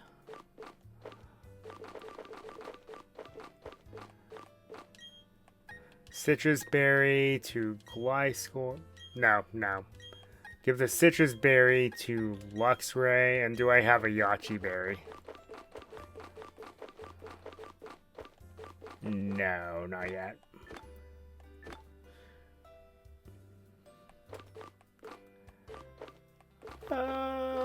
Let's give it the Soft Sand. Sure.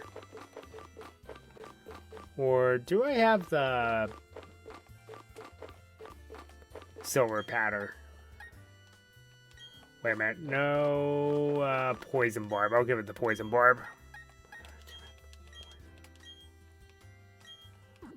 There. Okay, prep work complete with the held items that I've got. Just for good measure.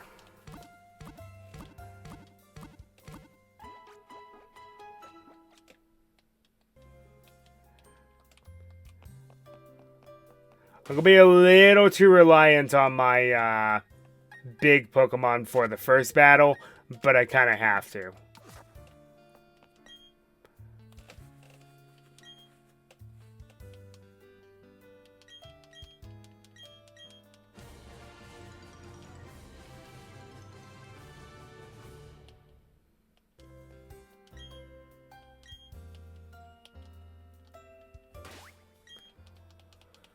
Alright, we're gonna save, and here we go, folks. Now, the reason why I brought out the Pokemon I did for this is because this Pokemon League is actually very unfair. I'm not going to lie. Allow me to explain a few things once we get in the battle with them. So sadly, because they're using the Diamond and Pearl versions, all the Elite Four rooms look exactly the same, but the pillars do something different for each member. Here we have little butterflies for Aaron.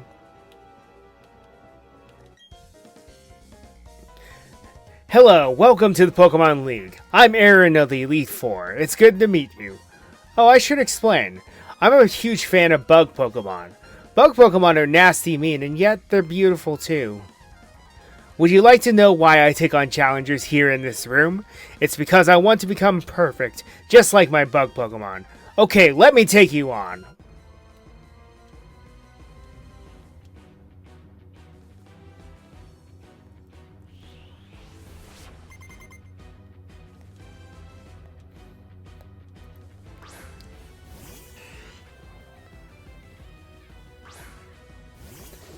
Okay, let me explain something to you all. The Elite Four this time around are not messing around. These guys are packing 5 Pokemon, 5 to 6 Pokemon depending on the character. They have perfect IV, well, 30 IVs in the stats that matter, fully EV trained. Some have held, there are some good held items, and some have their hidden abilities. So, in the base game, explain to me how that's fair. I understand liking to have a challenge here, but you still get my point. You should be able to do something about this. In the original playthrough of the game, this wasn't possible.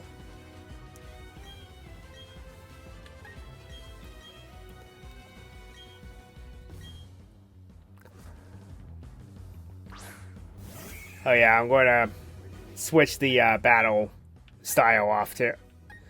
Switch the battle style around too.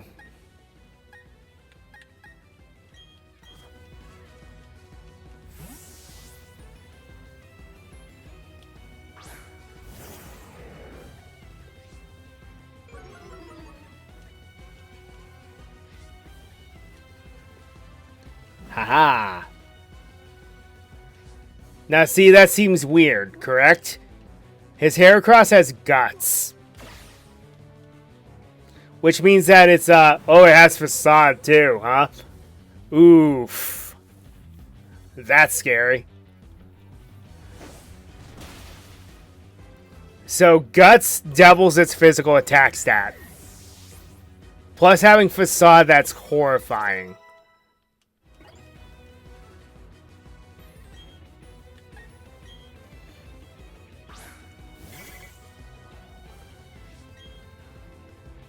I will be fair with you, though. The first Elite Four member is kind of a joke. Having both Beautifly and Dustox, seriously? Of course, that thing having Quiver Dance is kind of horrifying. If you let too many of those get off, it's not going to be pretty.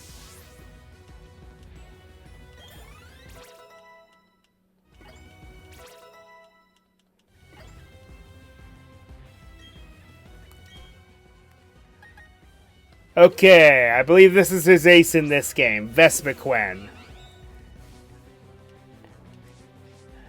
Hey, look, folks, a bug flying type that doesn't suck. I know, first time for everything, right? It's probably going to use Power Gems, so this is good. Switch. No? Huh, caught me off guard. Well, either way.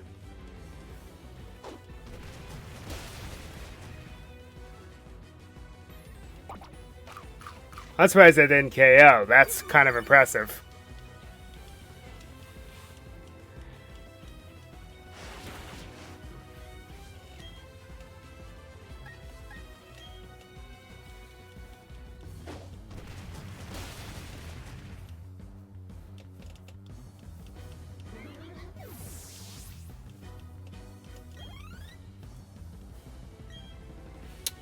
Correction. This is his ace. Drapion is a bug. Nope, not really. It's a poison dark type. We've used one of these before. Having only one weakness being ground, which check. But this thing can be a monster. Especially with that sniper ability. Not yet! Your first Pokemon League victory doesn't come easily, kid. Yeah, I figured he'd do that. Looks like I just had a low damage roll that time. Yep. I'm just going to do this for lols. Get a little chip damage in.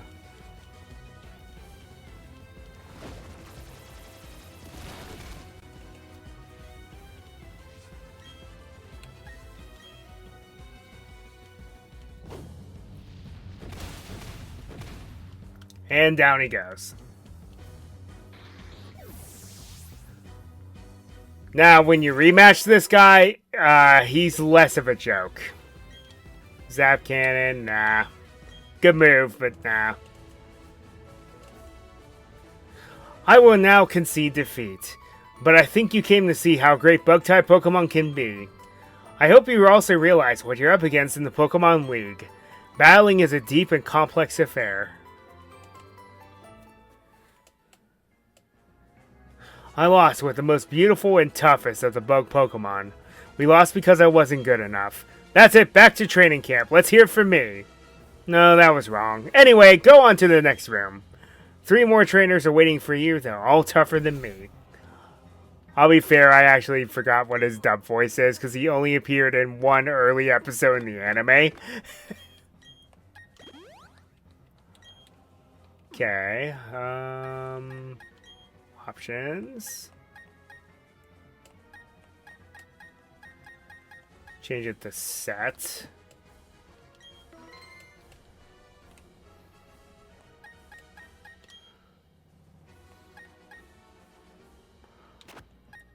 You're going to be my ace in the hole in the next battle.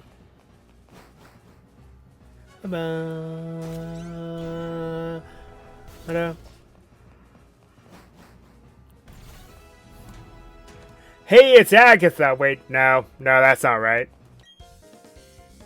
Well, you're quite the adorable trainer, but you've also got a spawn. I'm Bertha. I have a preference for ground-type Pokemon. Well, would you like to show this old lady how much you've learned? Okay, so Aaron was a joke. This is where things really ramp up, though. With the second member of all things.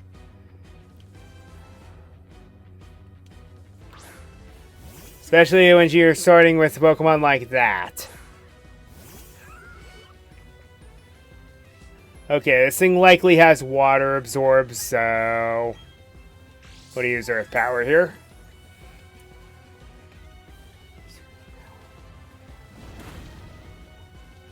Not bad. Oh, you're just so toxic.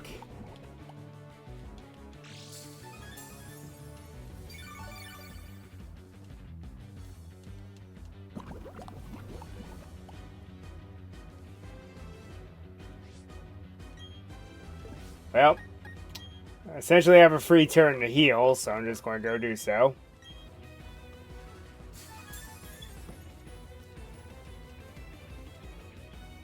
This thing has... Ooh. I didn't know that Quagsire could learn that. This could be bad. Potentially.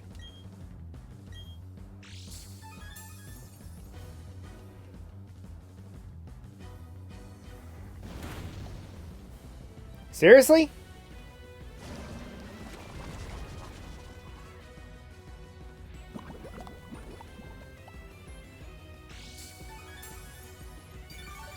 This thing must have a lot of special defense EVs, because, my word.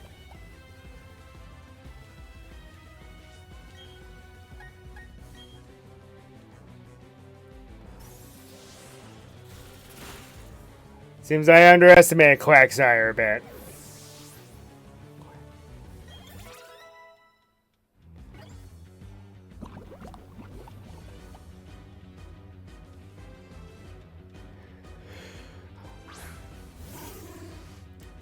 Sudowoodo. A little random.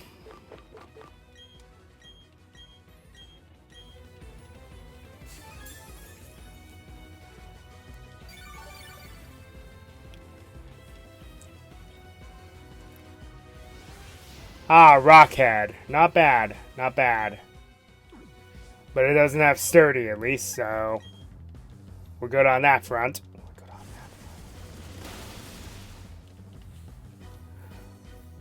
Not a bad strategy.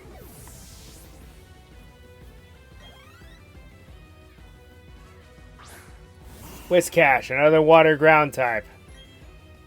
This is part of the reason why this lady scares me.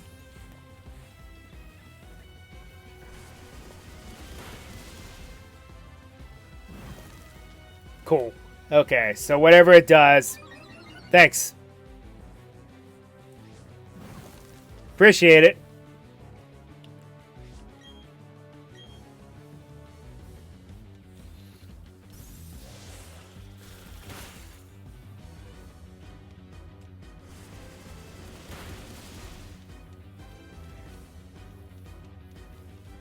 Unnecessary critical, but I'll take it.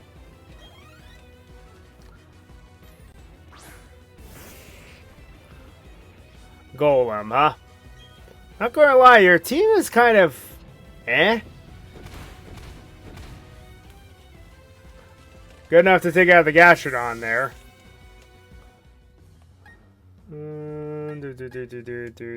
What should I do next? Gliscor should work.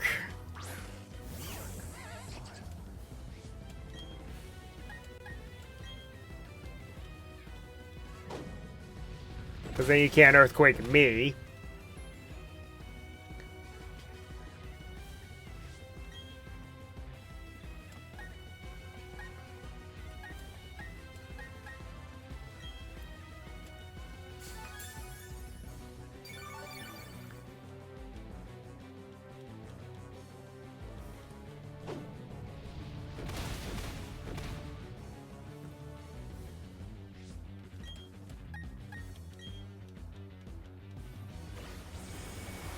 Chip damage, take it out.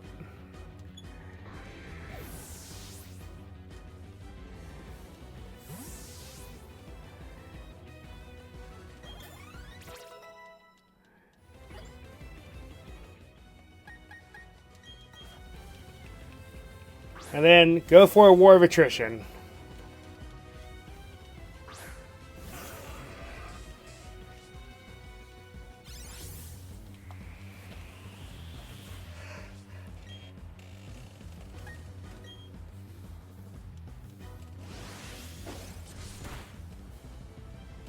Not bad. Oh, this thing has Ice Fang. Oh, that's a problem.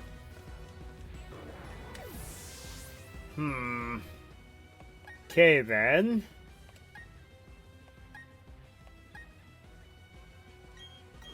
Luxray can't do too much to this. Send out the Porygon and hope for the best.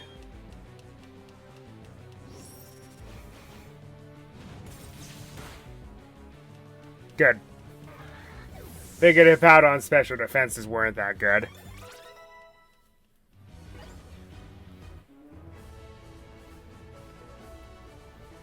Well, dear child, I must say that was most impressive. Your Pokemon believed in you and did their best to earn you the win. Even though I've lost, I find myself with this silly grin.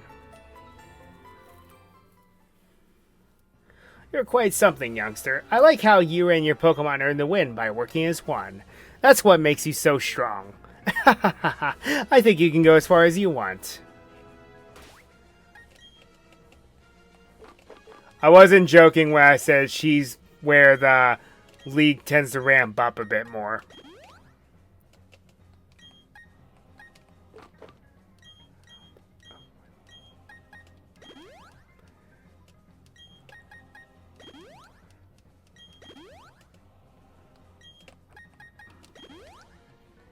Two HP. Okay, next member is, Flint, isn't it? Alright.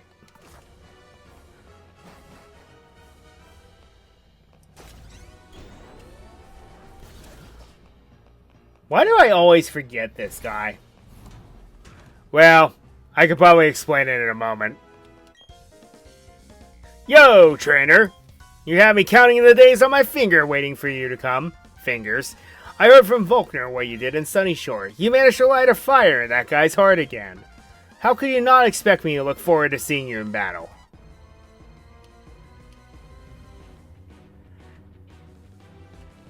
And now we get to fight Ronald McDonald. That's always the joke with this guy.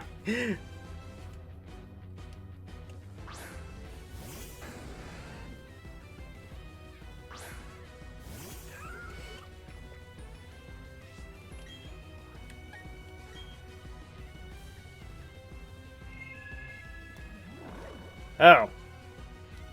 I didn't know Rapidash could learn that. Well, that's annoying.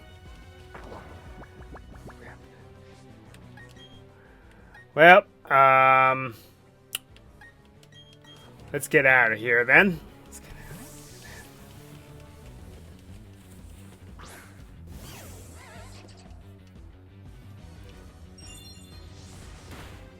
Oh yes, fun fact. This was the generation where Hypnosis was buffed for some strange reason. It went from, I think, 55 accuracy to 80 accuracy. Who thought that was a good idea?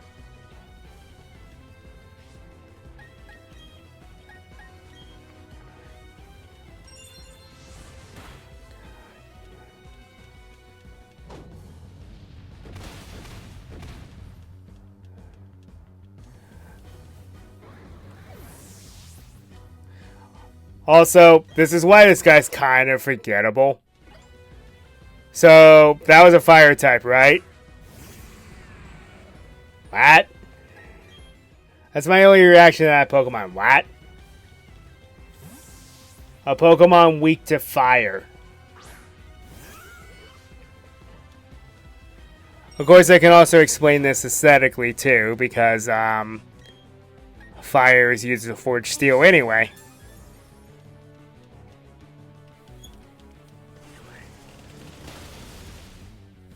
Didn't even have Sturdy. Then what was his ability? Iron Head? Not Iron Head, Rock Head?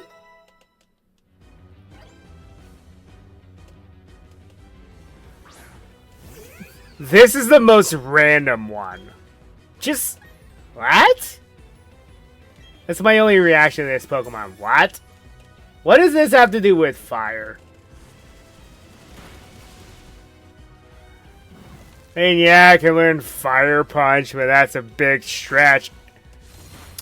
Oh, you're one of these trainers. I see.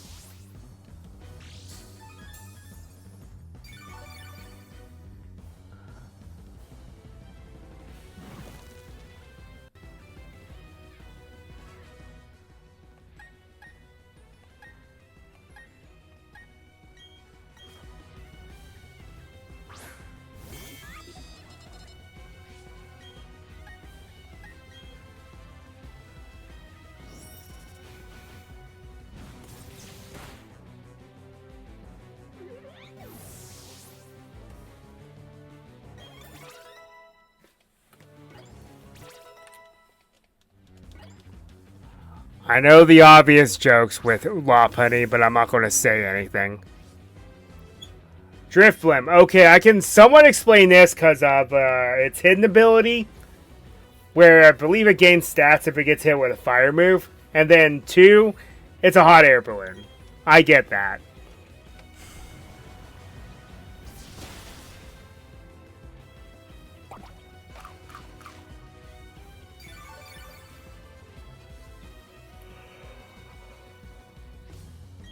Haha.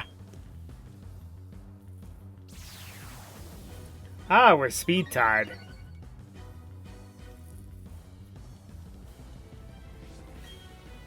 I hate it whenever people use moves like this. And then his ace Pokemon, as if you couldn't guess, is Infernape. The only other fire type in the base game. What were they thinking? I mean, I never understood this. Also, I'm going to give you a very fair warning. Do not underestimate this thing. It has Iron Fist as its ability. That makes it so all moves that involve punching do a lot more damage than they normally would.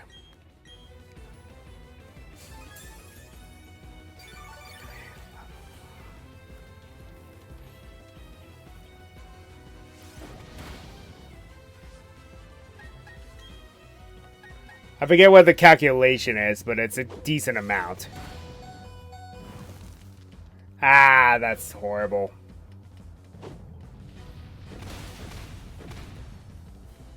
But at least Infernape has paper-thin defenses.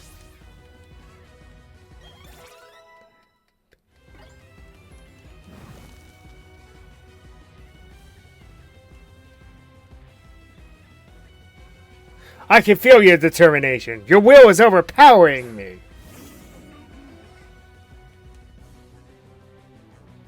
The situation is heating up. I'm blazing now.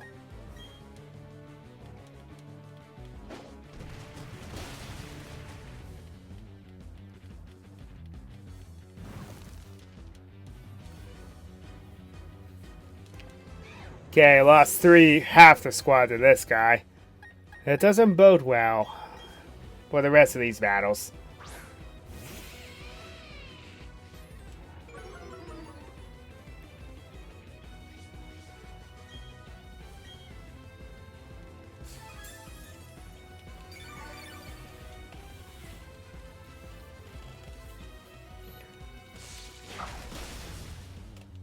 Ha! Didn't matter.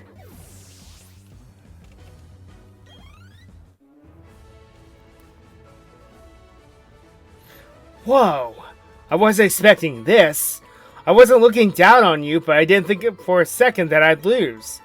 This is fantastic. You and your Pokemon are inspiring.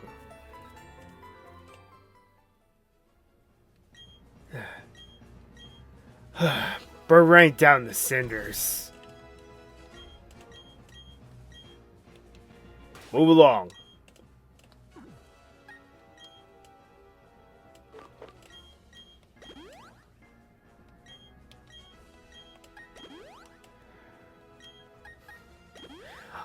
I love how in Platinum, whenever you battle both him and Volkner later on in the game together, what happens is he burns out, and then Volkner goes, "Don't burn out on me now." This is such a drag.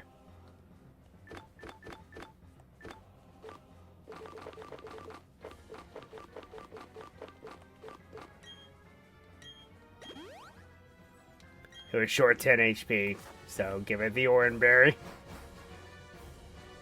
Okay, now this one I'm going to kind of have to wing it.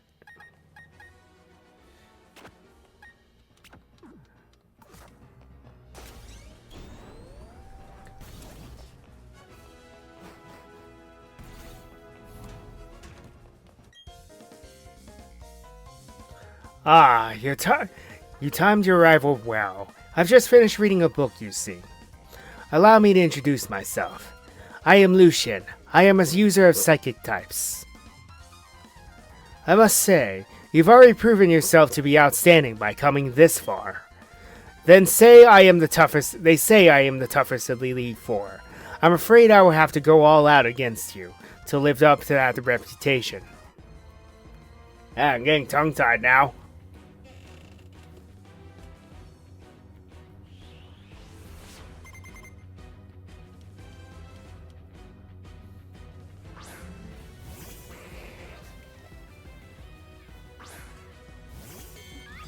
Oh yes, that Pokemon's a bit more awkward this time around. So let's go for the Tri-Attack.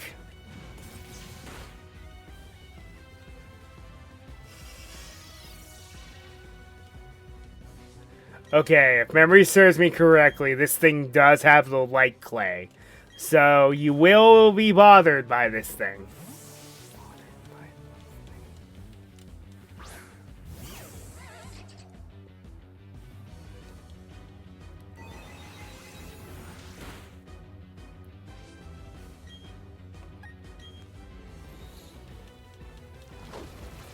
This is what the poison jab is for.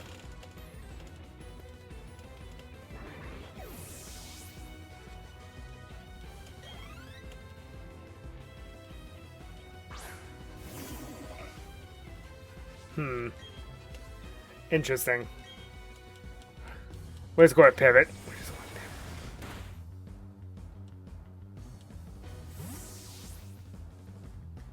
There would be a reason why he did this, so I'm detecting an ice punch, so let's switch to Magmortar. Yep. Called it. Well, that's an oxymoron.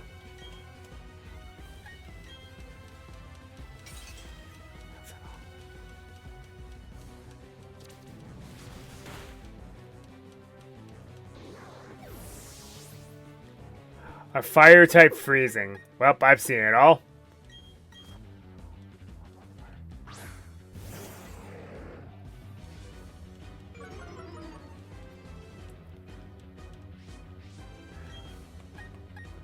Now, what makes Medicham truly fearful is this thing has an ability called Pure Power. It's essentially huge power, where it gets itself double physical attack. Make it quite potent. I'm not going to lie.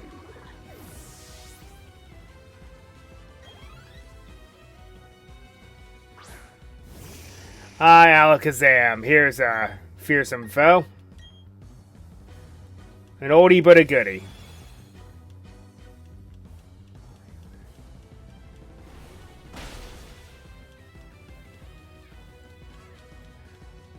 Too bad its defenses are bad. I don't know why he chose Future Sight. That was so random. There goes the light screen. Girafarig. The Palindrome Pokemon. Also, because it's normal type, it is now immune to Ghost. Oh yeah, that's right. That was his strategy for his final Pokemon.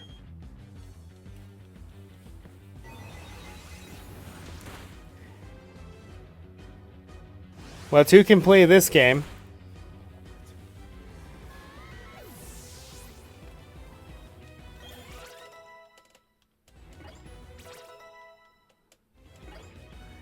And I'm still technically under level for the champion. How?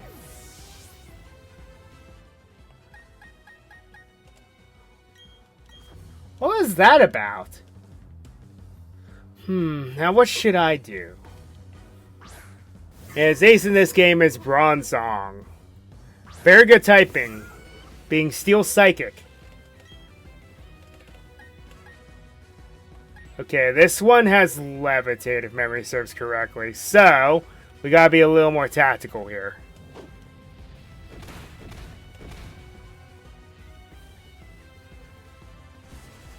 The good thing is now, Bronzong has two more weaknesses that it did not have in the original. That being Dark and Ghost. I'm just trying to burn it at least. Whittling it down is my goal, but... Well, he's going to full restore, so it doesn't matter now. Oh, never mind. No, he's not.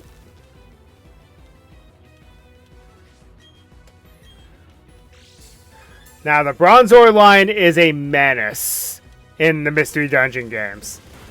Because what happens in Mystery Dungeon is that all Pokemon, if they have two different abilities, they have both active at the same time. Meaning that in the original Mystery Dungeon, Bronzor and Bronzong have no weakness.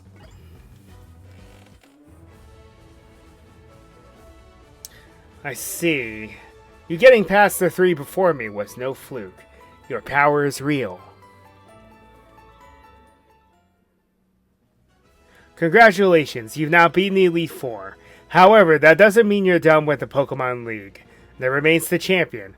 I should warn you, the champion is far stronger than the Elite Four.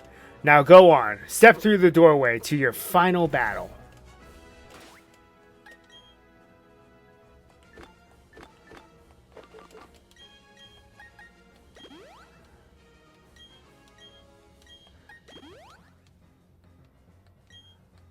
Okay, so first Pokemon I'm going to be facing. What should I do?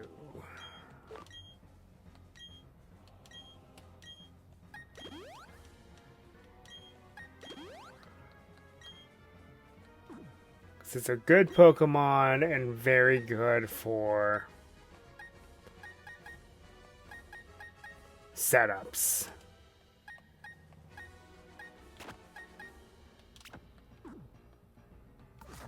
Luxray hasn't done much.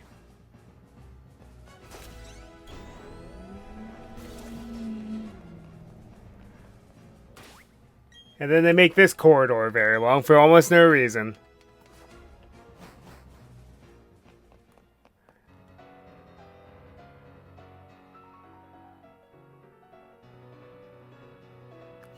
Have you been keeping well? Thank you for Mount Coronet. I'm truly grateful.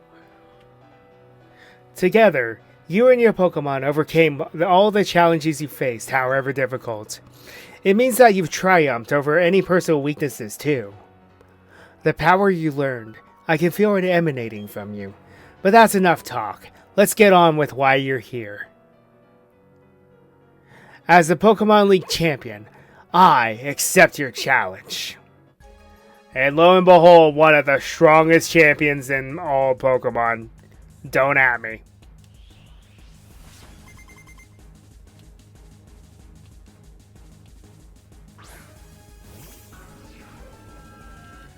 She starts off with Spiritomb being a Ghost Dark type, meaning that it only has one weakness as of now, but back in the day it didn't. Making it a very good Scout Pokemon. Alright, let's cripple this thing. Because it's going to get annoying.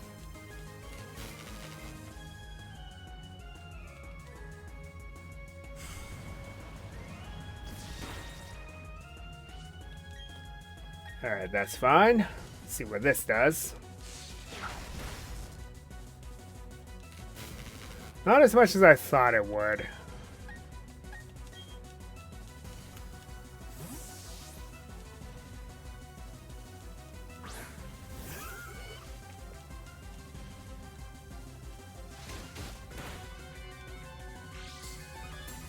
Anyone who uses the West Sea Gastrodon is wrong.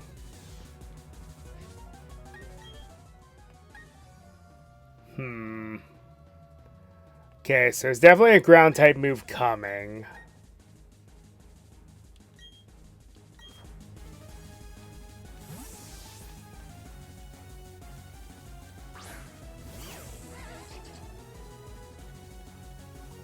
Yep.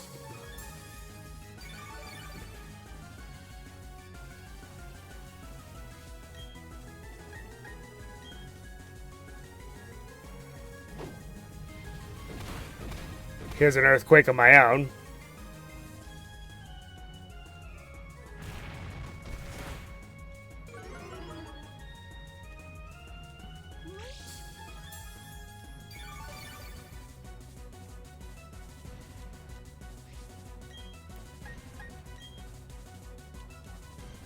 Okay, we're going to U-turn, pivot into,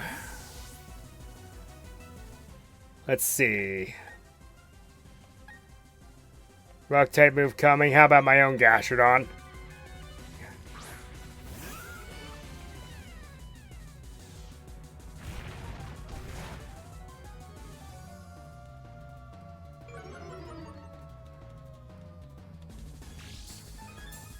Well, you made it just in time for the champion battle, at least.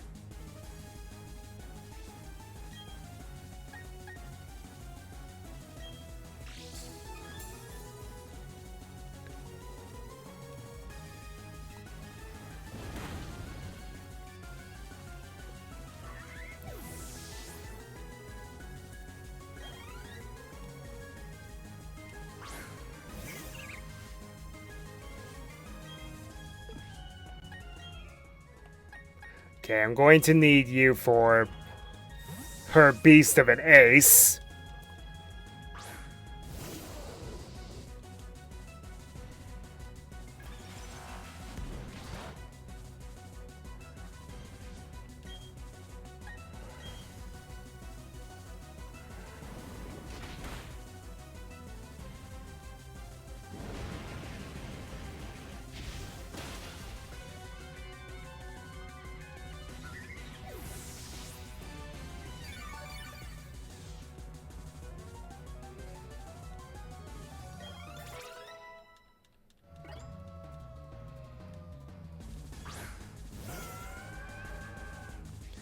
Want to see something neat, folks?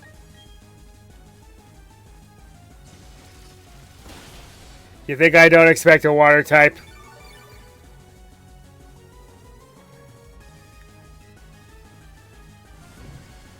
Yes, I go down, but I did enough damage to you.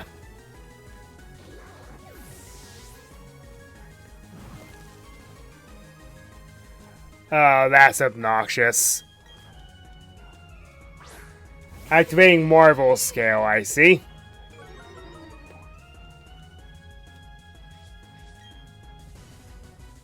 Not bad, not bad.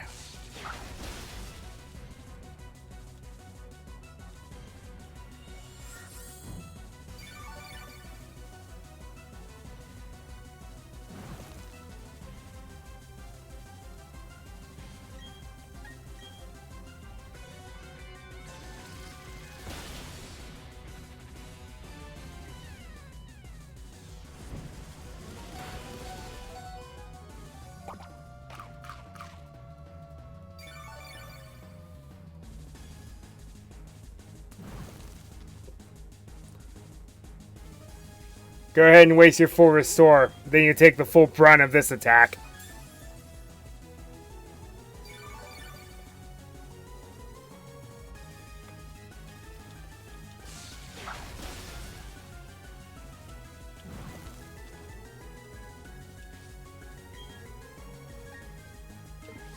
Okay, detecting another Scald coming my way, so let's pivot.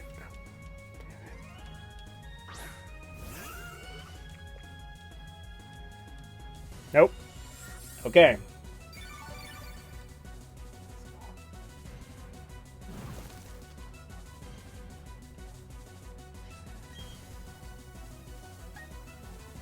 You know, I could play this game with you too if you'd like.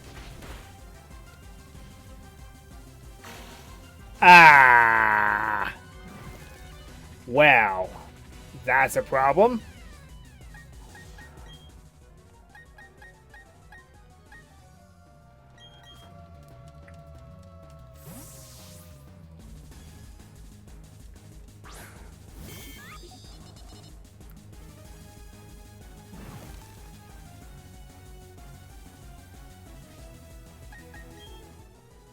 Since I got a moment to think, let's go ahead and get you back up.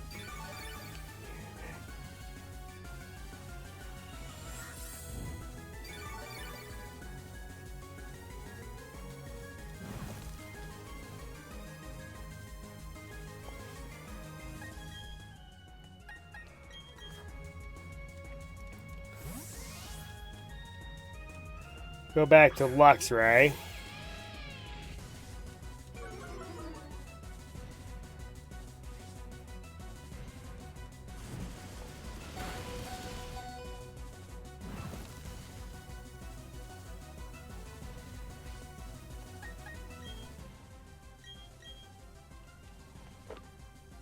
I have a plan.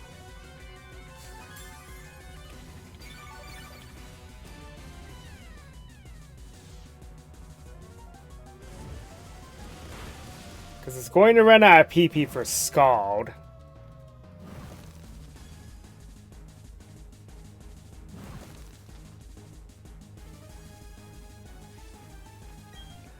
You ever wonder why Milotic is one of my biggest pests in Pokemon? This is part of the reason why. These things can get annoying.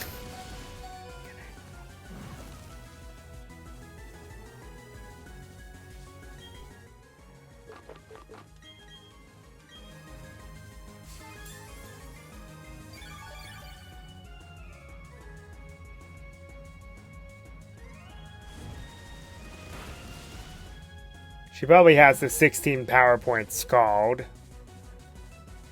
So...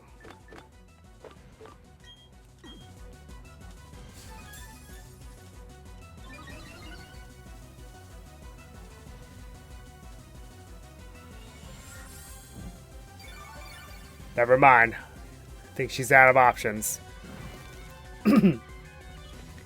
Well, well, well. Look who just ran out of options.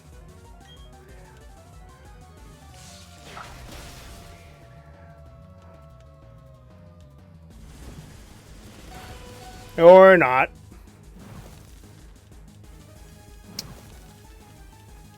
Well, that's annoying.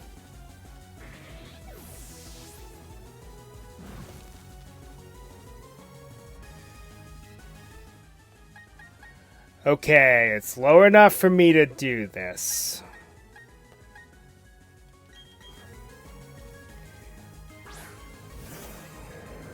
Low enough for me to do this. Low enough for it, for her to not heal, hopefully. Ah, oh, come on. Haha, that's what you get for being greedy.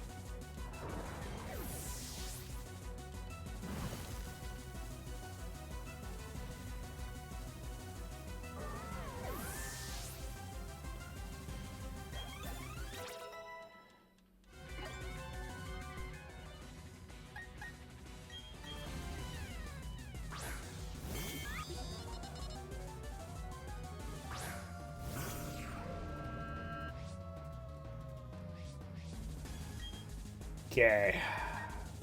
Should be able to have a field day with this thing.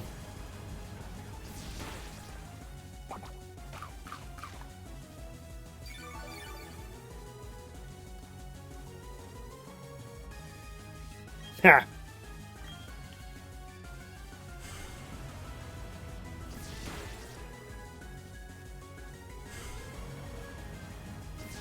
So we're just going to trade this move, I see.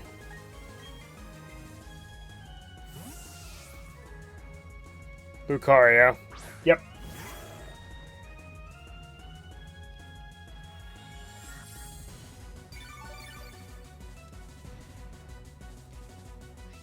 Okay, fighting move incoming.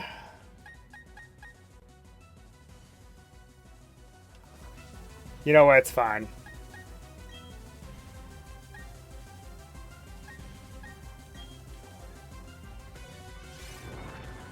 Uh-oh. Well, this could get bad.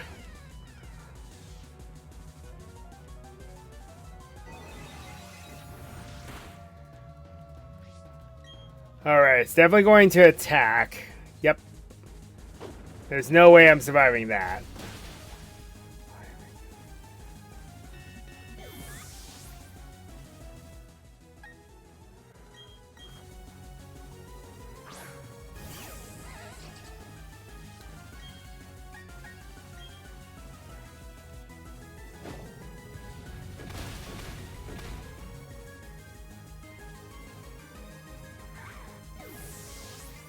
Okay, all that's left is that Spiritomb and then her ace.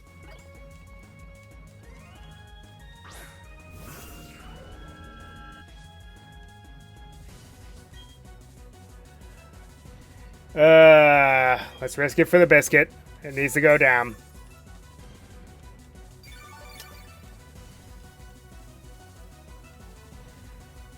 What is the range for that? Okay, you know what?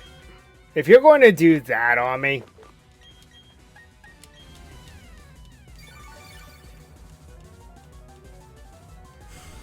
It's not the most honorable thing to do, but... I've had enough of this.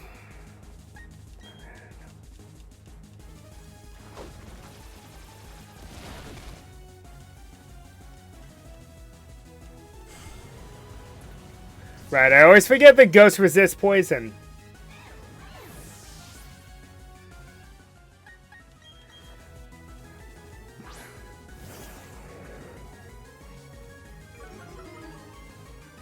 Exactly.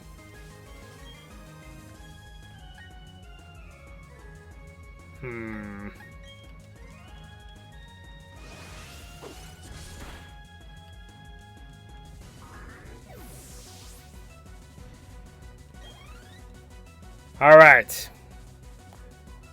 I can't remember the last time I was put in a corner like this. It all leads up to this. Are we faster? No, we are not.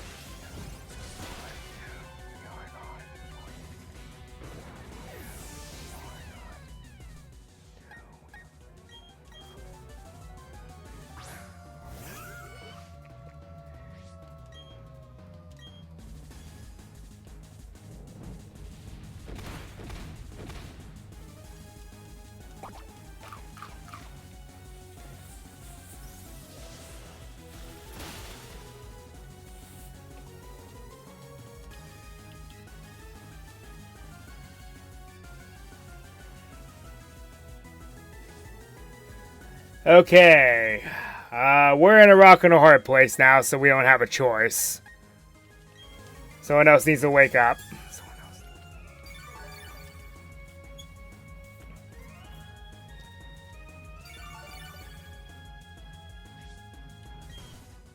Don't like using these, but I'm...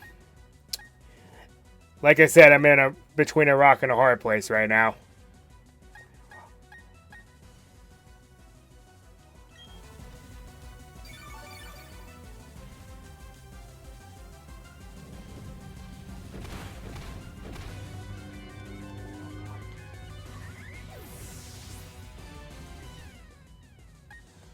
Okay.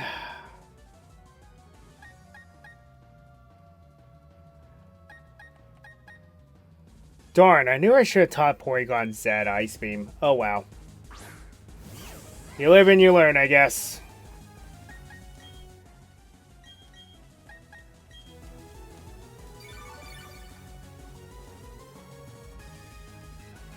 Oh, Lord, that is bad. That is very bad.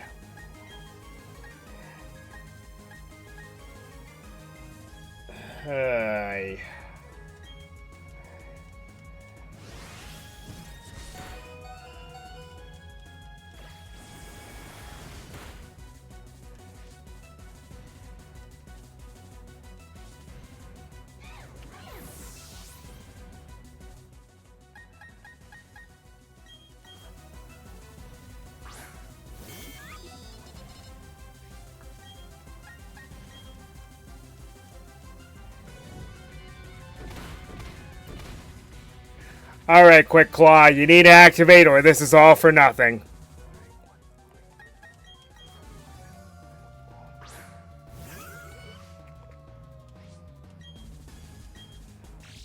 Thank God. Okay.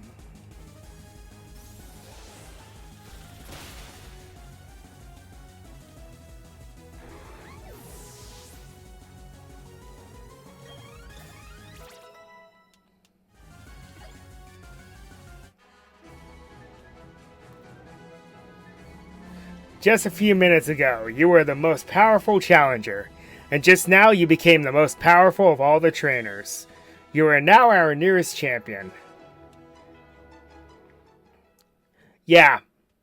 This is why I came in with a team like this. I didn't have a choice. That was excellent. Truly an outstanding battle. You gave the support your Pokemon needed to maximize their power, and you guided them with certainty to secure victory. You have both passion and calculating coolness. Together, you and your Pokemon can overcome any challenge that may come your way. Those are the impressions I got from our battle. I'm glad I got to take a part in the crowning of Sinnoh's new champion. Now then, step onto the lift.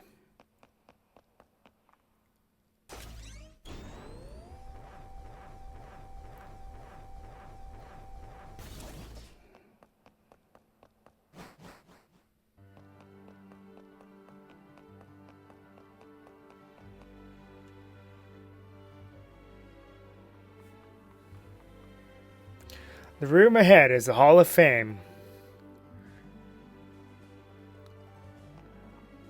Drew, your last battle was splendid. Oh, hello, Professor Rowan.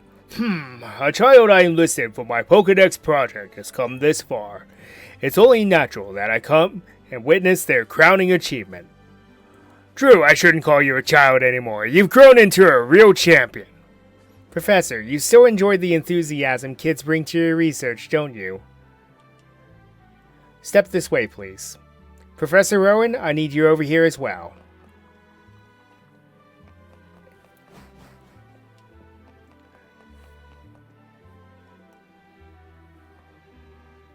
It's been a long while since I last entered this room. If the last time that you were here was when I became champion, then yes, that would be quite a long time ago. Drew, welcome to the Hall of Fame. Your names will be recorded for posterity here. What you are leaving are the memories of your adventures so far. It's time to record your names, you and your Pokemon. Remember, your Pokemon are partners that grew with you through many challenging battles. This machine will make a permanent record of your achievement.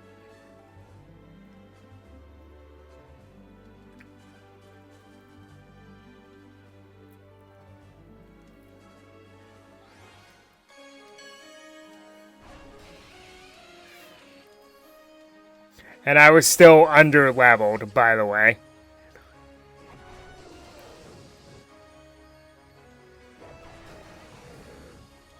I'm also realizing some holes in this team.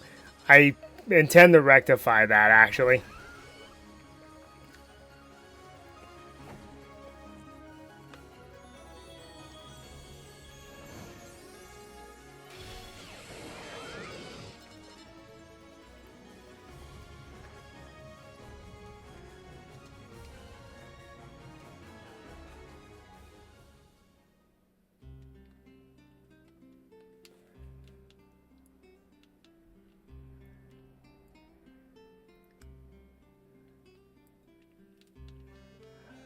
So, unfortunately, I think...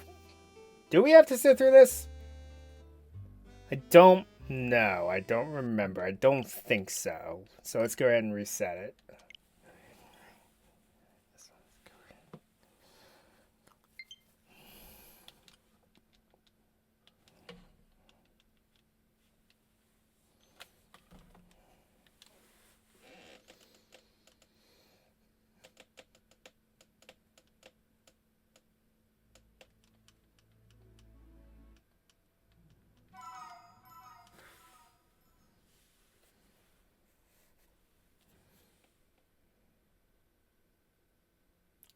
Yep, we don't have to sit through credits. Well, at least we know now.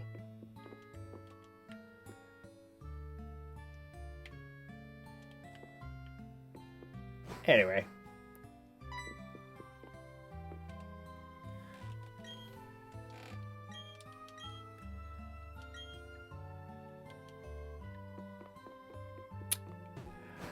Okay, I am missing a couple Pokemon in the original regional decks. What am I missing? Or do I have 147, 146? Okay. I know two of them that I need to find. Yep, it's exactly what I thought. Okay. So I need to look for those two and a Luminion, which is with a random trainer. Okay. Let's go take care of the Luminion issue. Let's go battle some of the... It's one of the swimmers in between Sunny Shore and the Pokemon League. And we're going to attempt, keyword attempt, to capture the three Lake Trio. The hardest one is going to be Mesprit, so maybe I should try to hunt it first. Do I have any way to keep it from fleeing? Or am I just going to have to track it down and pray?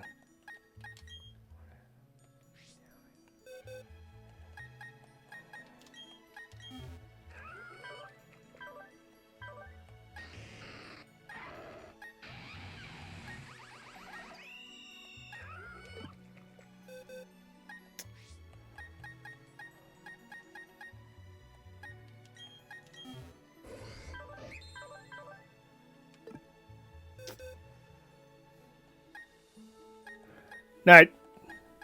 Okay. So I don't have a way to do this, do I? Well, no easy way to do this anyway.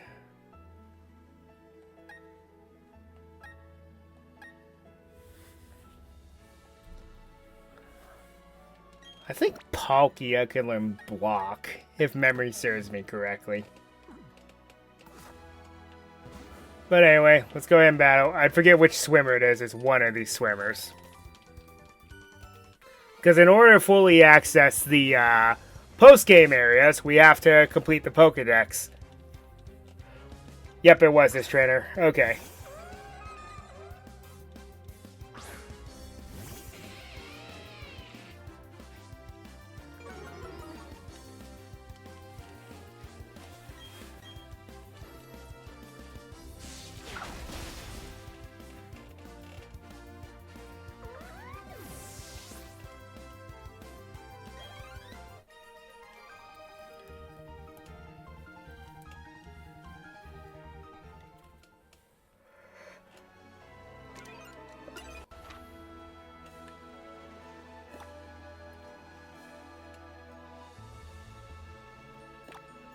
This is going to be rather irritating. Wait a minute. Why am I flying here? Okay.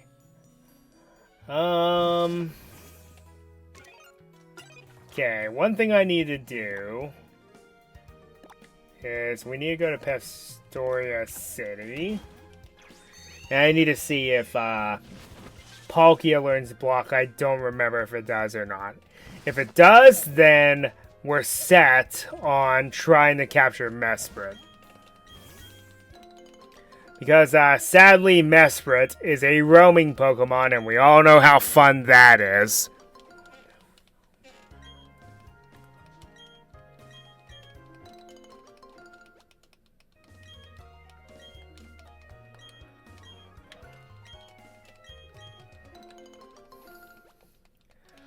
I know what you're saying. Why don't you just use the Master Ball? There's a reason.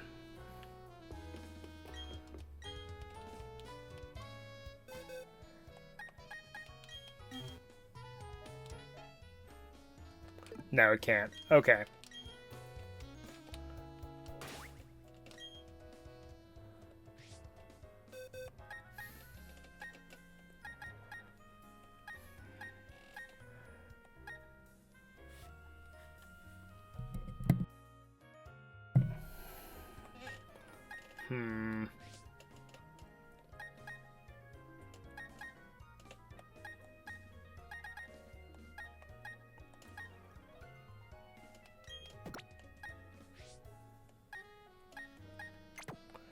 Okay. So we're going to have to do this the old-fashioned way, I'm afraid. Now, what was the place that was perfect for this? Was it Hornheim City? No, the gates. Turner City? No. Was it Veilstone? No, Veilstone has the gates. I think it was Solaceon Town. That was probably the best way to track down roaming Pokemon. So in order to track down roaming Pokemon, how this works is, you gotta open up your Pokédex here, and then go to the marking map app. Also, do any of my Pokemon love me?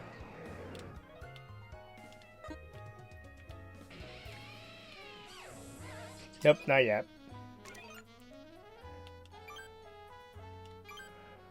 Okay.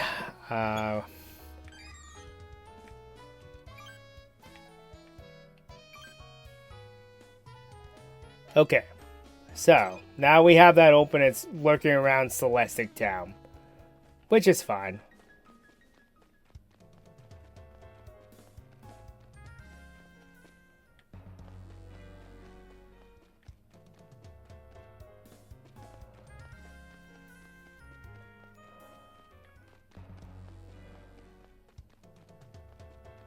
Eterna City is where it's mostly roaming.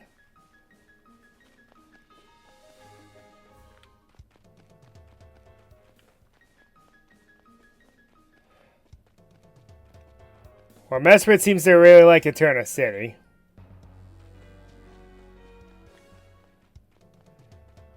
Now it's around Orberg.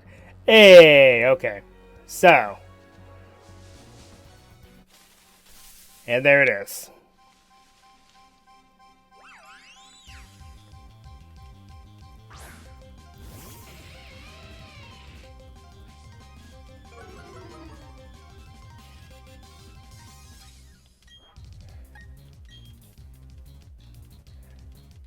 Good. I knew it'd be faster than Mesprit, so that's all I wanted to do for now. Let's go with Flee. Yeah, everyone remember this mechanic and how fun it was. Yeah, me neither. Yeah. At least I choose not to remember this function.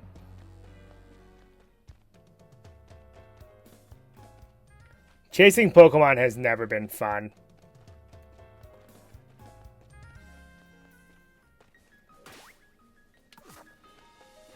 But now that I paralyzed it, I'm going to save, just in case I accidentally annihilate it.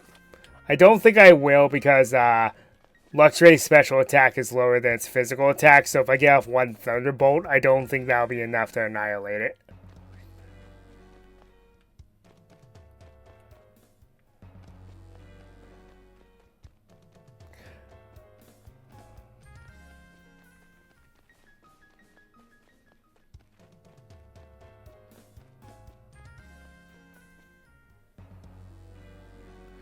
Actually, I think it was Floroma Town that was the better area to track these down. Oh, wow.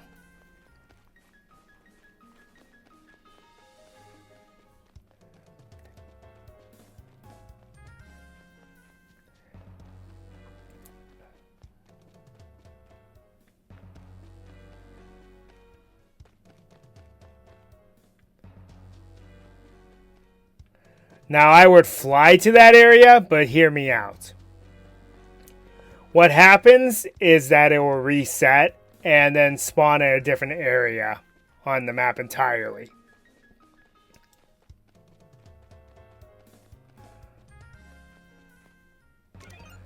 Well, we may end up having to do that, folks.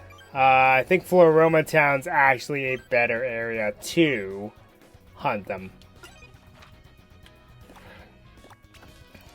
Because it's connected to two different routes, so I can understand the logic there.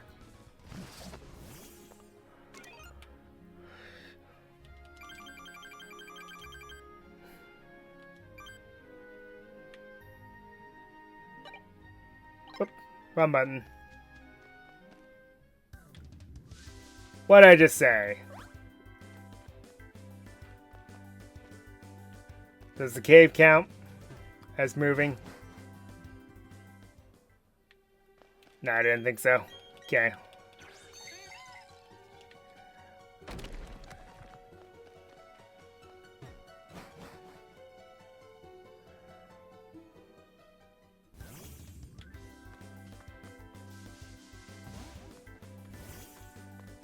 Okay, it leads back into the town, so there it is. Well, of course it's going to have good IVs. It's a legendary. Not quite a box art legendary, but legendary nonetheless.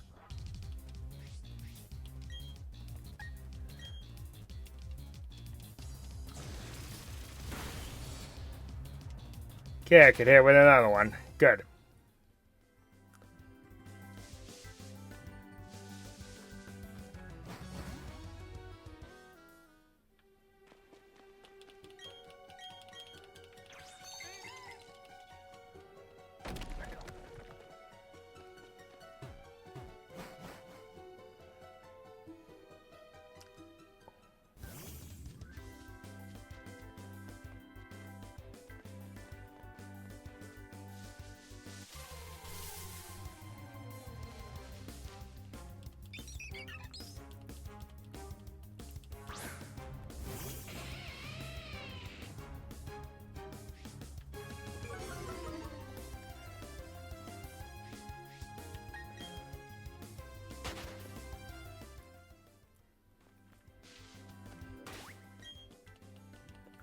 Okay, saving again.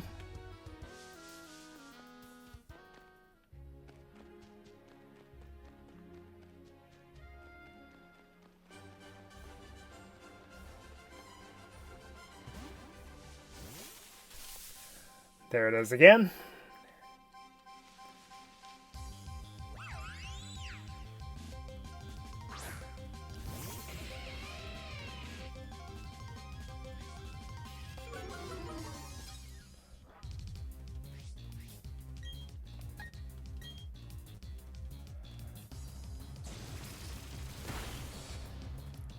Okay, good.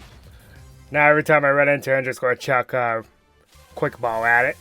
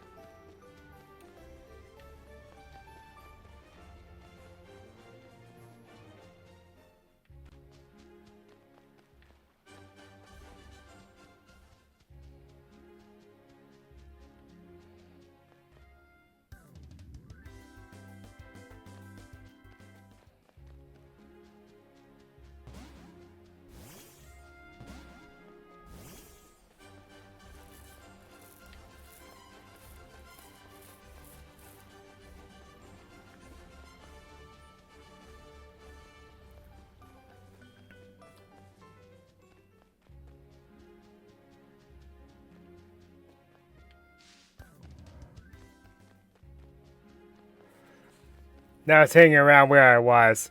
Ain't that a kick in the head?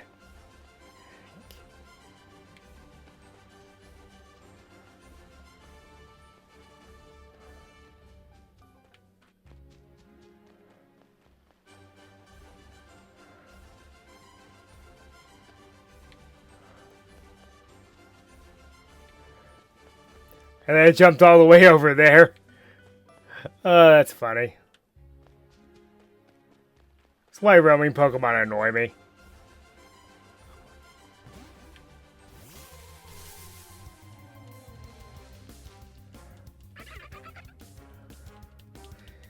Oh yeah, here's another thing about roaming Pokemon too that's makes them very irritating. If you run into 3 random Pokemon, they will jump elsewhere.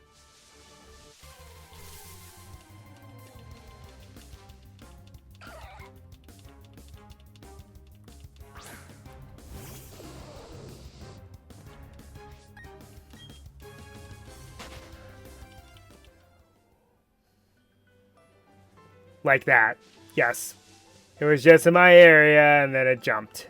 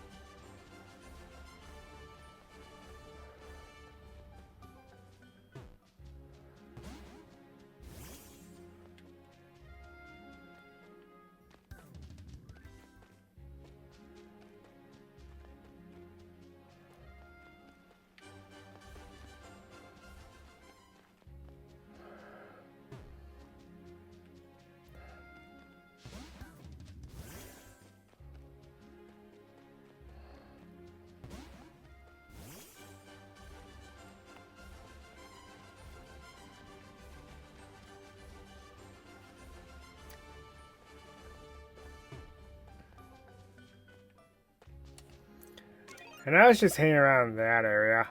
That's so annoying.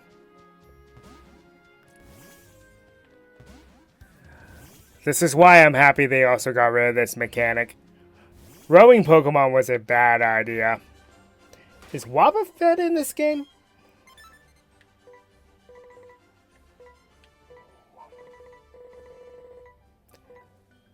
Well, yeah, it is, and it isn't.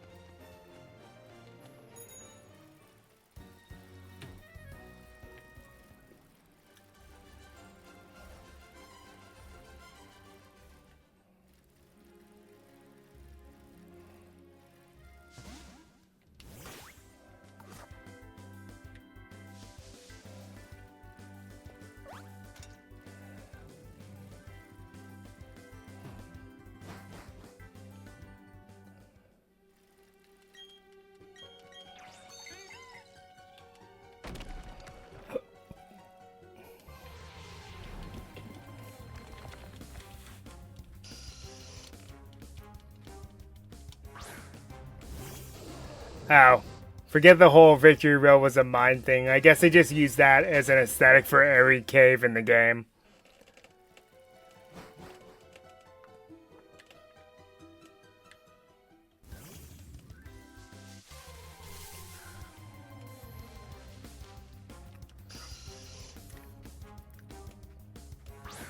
Zubat, Zubat, Zubat, Zubat, Zubat, Zubat, Zubat, Zubat.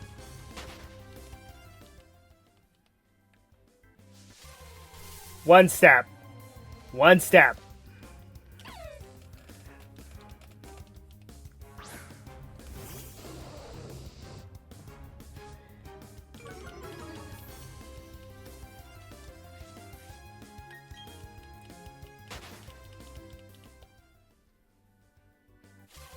Really?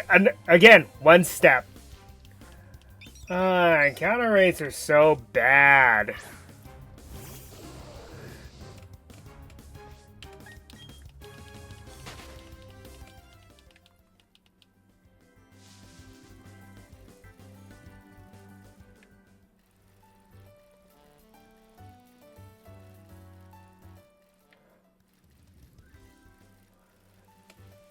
Now I remember the location. It was Jubilife City.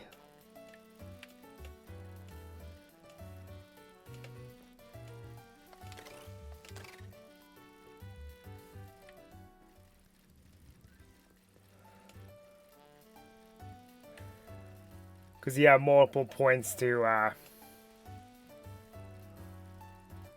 cause it to jump.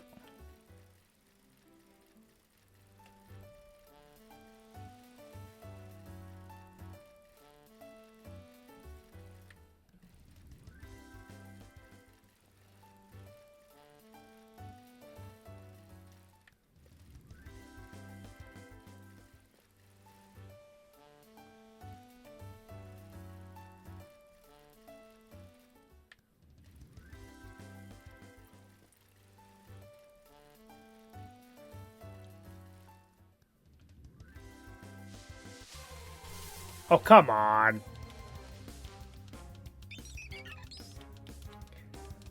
Can never find the Pokemon I'm looking for. No, of course not. And Repels won't keep the, Repels will also keep the Pokemon tracking down away. And then it jumped. Yep, of course it did.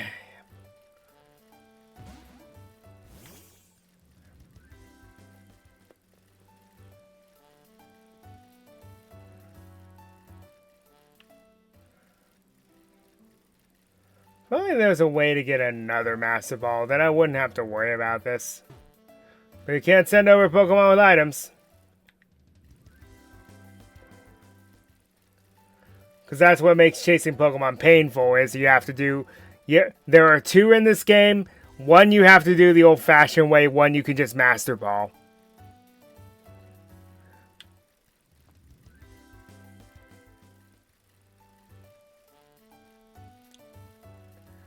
Yet I'll never understand how wild Pokemon how they can flee when they're asleep or paralyzed or something like that. It's like, seriously?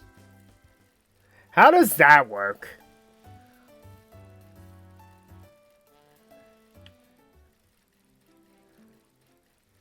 You're literally at a point where you can't move, and you're at a point where you're literally sleeping on the ground.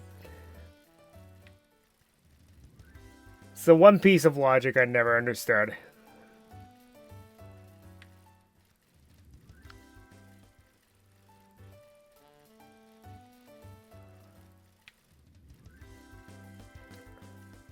It's taunting me now by hanging around the area where I was earlier.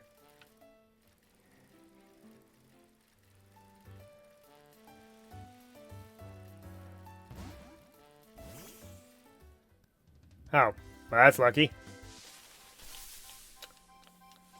This is not going to work.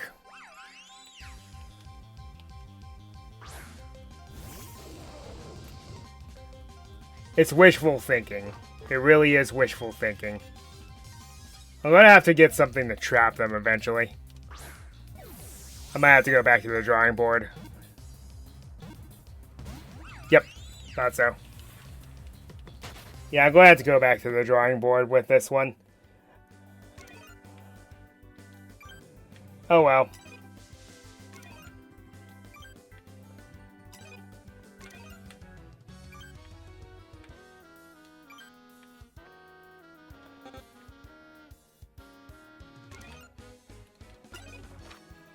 Let's go snag its brethren then.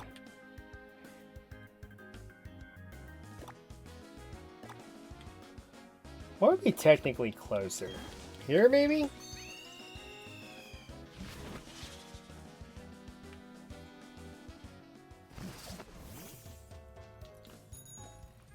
And yeah, this is what the rest of the stream will be, is me catching the other 2 legendary Pokemon, completing the dex, and showing what that entails.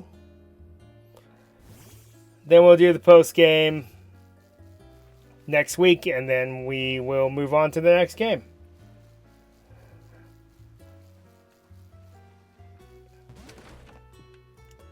There's no easy way to get here.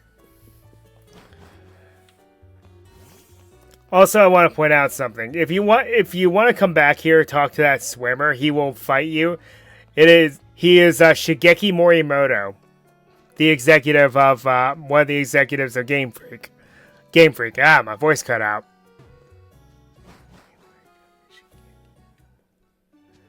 Since Black and White, he's been a super boss in every game.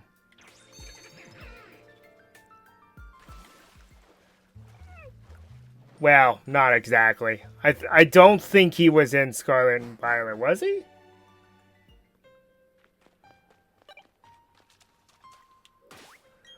Alright, so... Bum.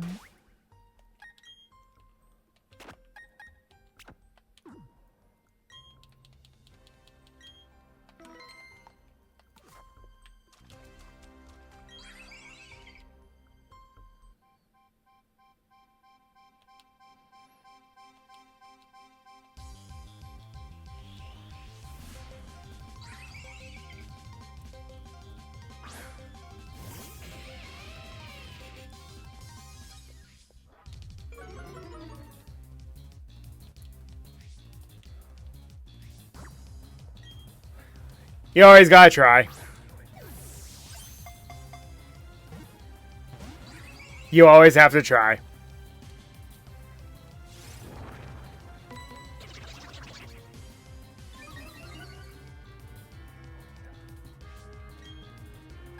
That's a rule of thumb with Pokemon of any kind. Always try the quick ball first. You never know.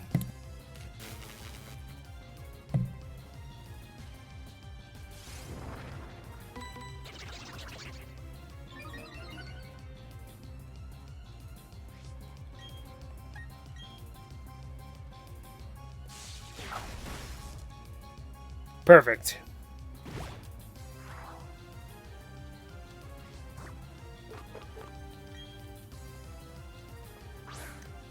1.5 times the rate, but hey, I'll take it. 2 times, I mean.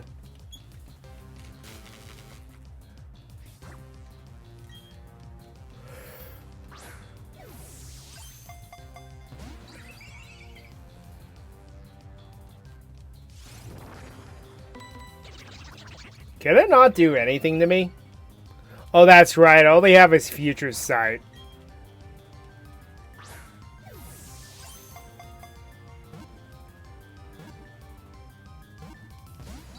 Aw, come on. Nah, I lied. They have Psychic.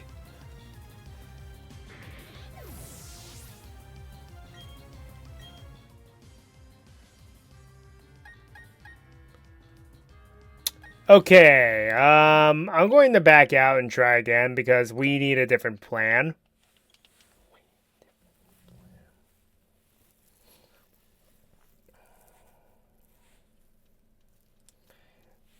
The different plan is I need to withdraw that Drapion because, well, poison type or not, Azelf can't do anything to it.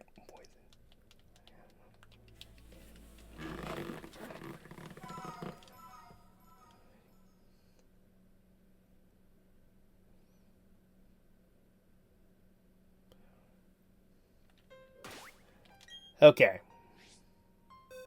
So, different game plan. Bring the Drapion in.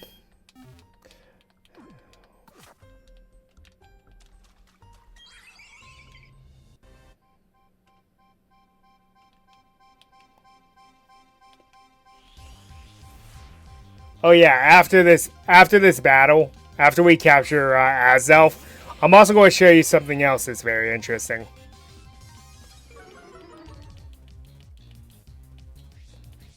Just going to go for the Spark immediately. Might get the paralysis off anyway. Bingo!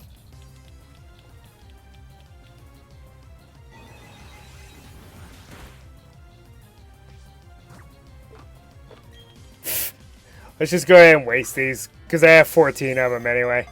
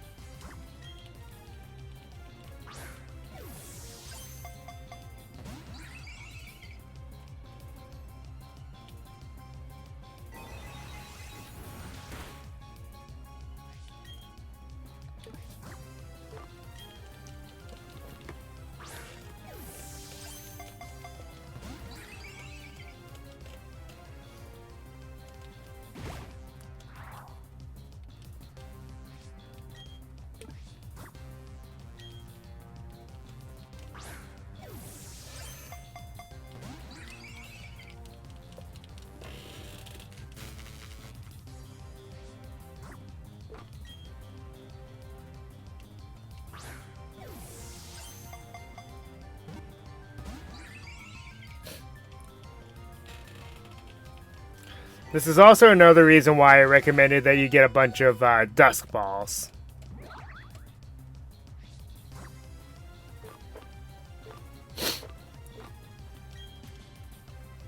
Because these have a 3 times capture rate when you're in a cave or you're doing this at night. Which, hey, that's pretty good.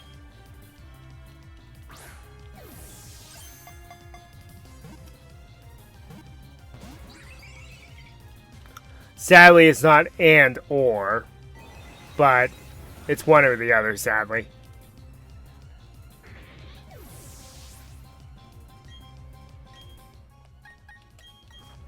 Okay, you won't be able to do anything to this.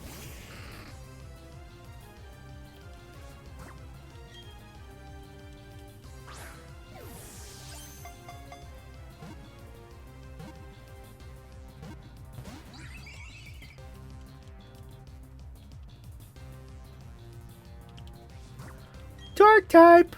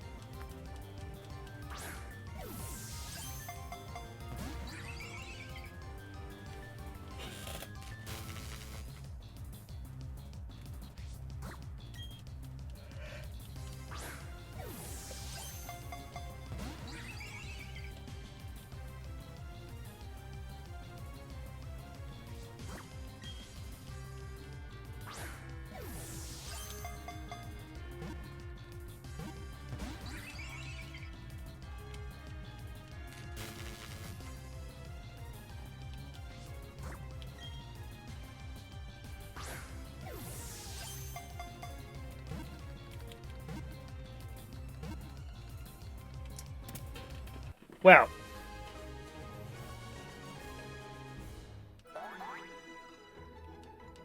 Not bad, not bad.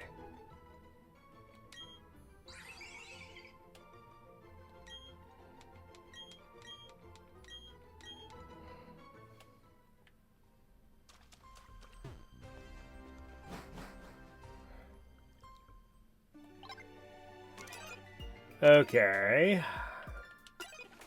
Now, we need to go to Veilstone City because something else has happened after clearing the Pokemon League. Let's go ahead and heal. Also, the Lake Trio all do something different to make them different from each other. Azelf is an attacker, is a glass cannon. High speed, high attack stats, bad defenses. Uxie is defensive. Not as more tanky, not as aggressive. And Mesprit is literally right in the middle. So when you come in here now, you now see there's a new style. Spring style. Wait, no.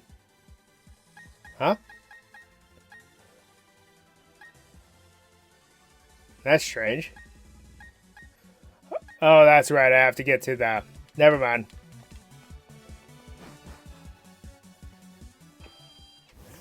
Alright, let's go ahead and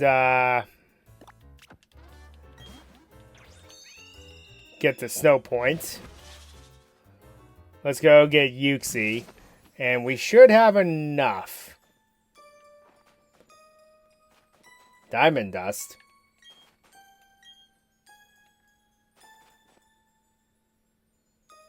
Why would Diamond Dust be falling today? Odd.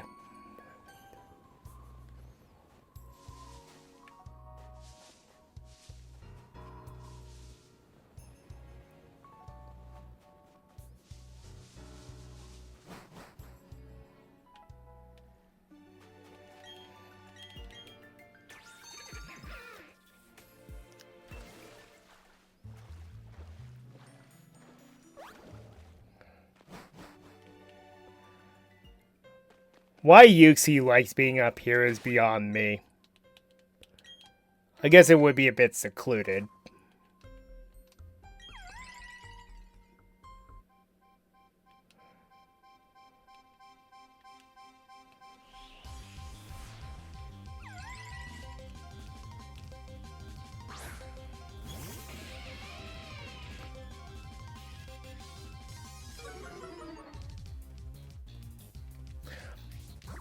Am I the only one who thinks there needs to be an intimidate ability for special attack? I'm not sure what they would call it. You always gotta try.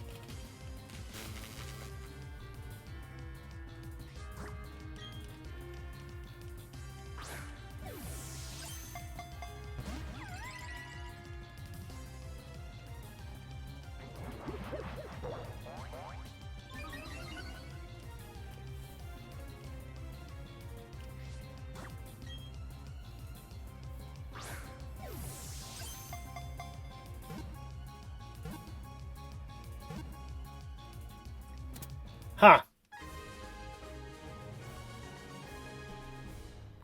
I didn't expect to get both of them that easily. Well, wait.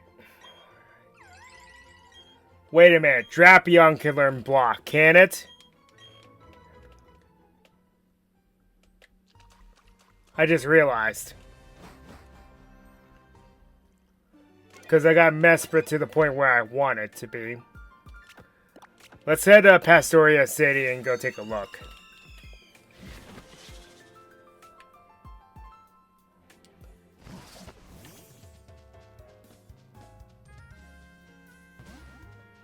I don't know if it'll be fast enough, unfortunately, but be good to know.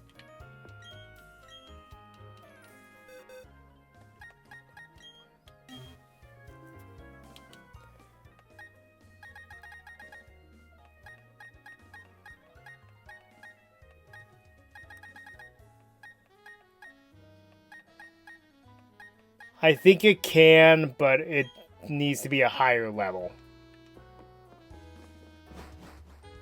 Alright. Well, now that we got that out of the way, we head back to Sandgem Town here. And then go talk to Professor Rowan, because we have seen all Pokemon in the Sinnoh region now.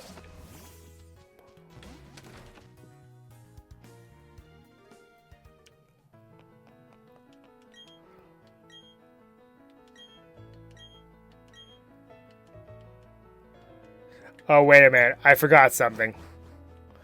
That's right.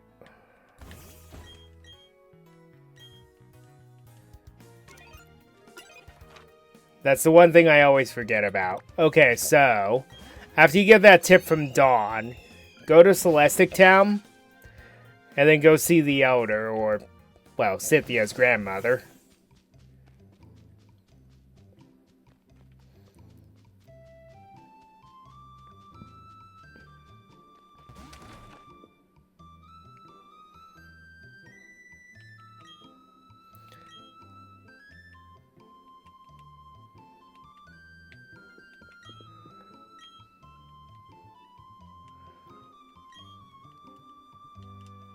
And then it shows you the other Pokemon.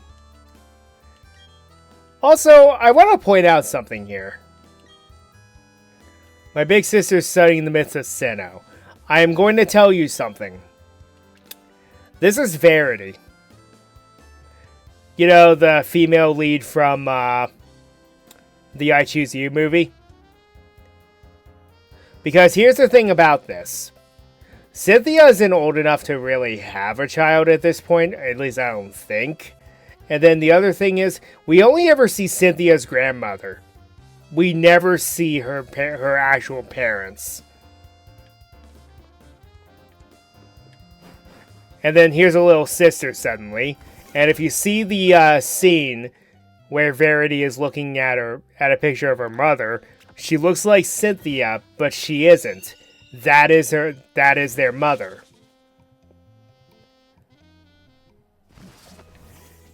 Anyway, there's a piece of headcanon for you.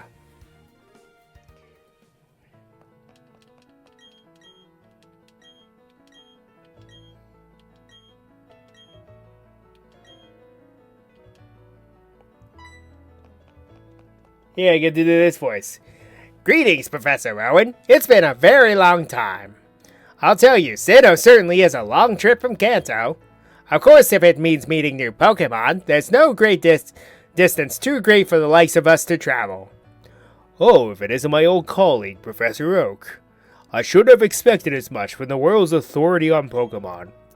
We always used to joke, where there are Pokemon, you'll find Oak. It's good to see that hasn't changed one bit. Professor Oak, let me introduce you to my young assistant. This youngster has filled every page of the Sinnoh Pokedex for me. Ah, well, very glad to meet you. As you've heard, my name is Oak. I've been hearing a great deal about you from Professor Rowan lately. He's been exuberant and praised about a fantastic young trainer. I see that you live up to... No, that you've surpassed his praise. You've also got an impeccable sense of timing. You see, I had an errand to run for Professor Rowan on my visit here. He'd asked me to bring the data for the National Pokedex.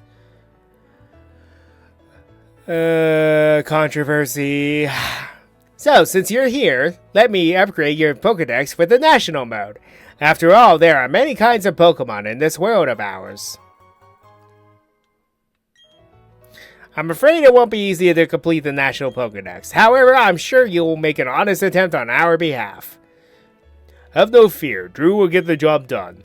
By the way, Professor Oak, what compelled you to visit this region? Ah, yes, I've heard that Ramanas Park is now open. If I remembered correctly, it's at the end of Route 221. Ramanas Park has a special system that attracts every imaginable kind of Pokemon from every region. I've come to make certain that system is operating properly. Drew, you should make an effort to visit Ramanas Park too. Oops, I'll be late for my meeting if I don't get going. Okay, it was a pleasure seeing the both of you. Bye now. Off he goes, as busy as ever. Now, Drew, I have a gift here as your reward for completing the Sinnoh Pokedex.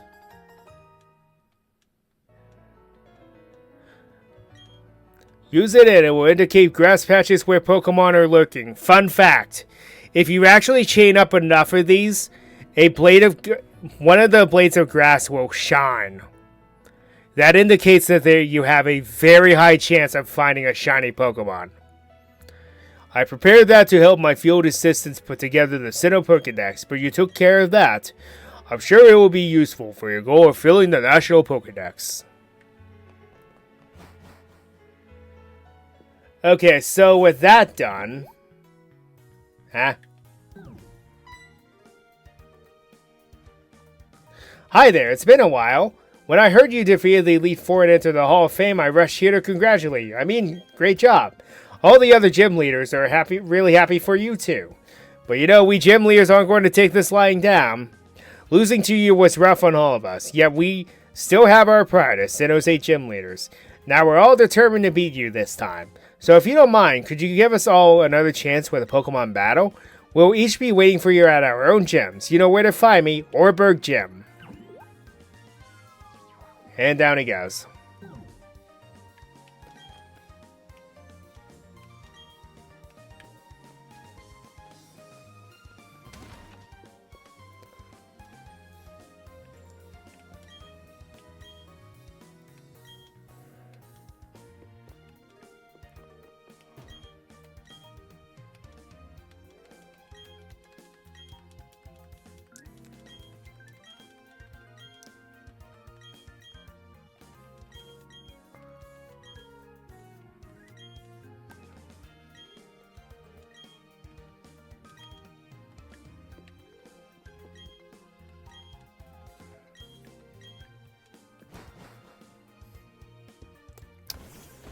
A mass outbreak of Lickitung, eh?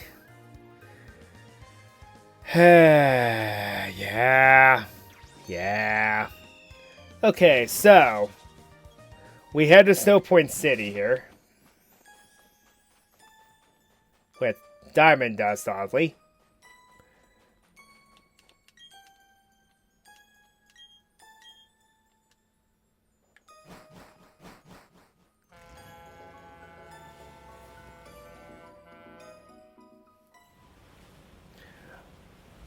I will knock this game for this. They made it. They took away the drills. Oh, hey, Drew, what took you so long? I'm finding you 1 million Poké-Dollars. Listen up, I'm going to become the greatest trainer ever. That's why I'm here, to toughen up myself and my Pokemon. Sorry, I couldn't help overhearing that. But the greatest trainer ever, that's going to be really tough. Because you're talking about me. To prove it, I'm going to the volcano right now. You look puzzled. You really don't know anything, do you? Alright, I'll tell you. This is the battle zone, okay? At its far end is a volcano, and deep inside that volcano, there's supposed to be a treasure. So, what's the big deal? If I find the treasure first, that'll make me the greatest trainer ever? Then that's what I'll do, Drew. And you too, stranger. That treasure is mine. But before that, I'm going to the battle tower. See ya! That guy just can't stay put, can he? Anyways. Howdy, I'm Buck, and if that punk thinks he can beat me, he's got another thing coming. So, do you know that zippity-dippity trainer? You should chase after that guy and tell him not to underestimate the volcano. Oh, but you know what? You better shape up at the battle tower first. I don't like your chances of getting to the volcano otherwise. Be seeing you. So. And there's the super rod. So, if you had not finished your National Pokedex, this area would be blocked. You would not be able to get this far. And now you can. So you have to complete the Sinnoh Dex in order to get this far. And again, all you need to do is just see them all. You don't necessarily need to capture all of them. Another area with a berry patch.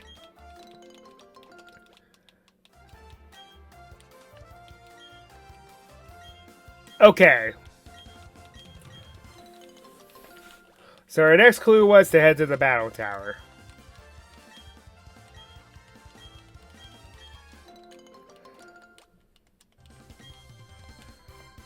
After we do that, I'm going to show you all something. I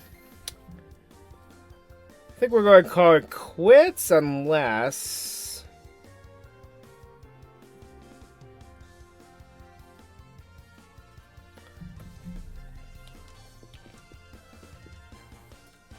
Is my friend still...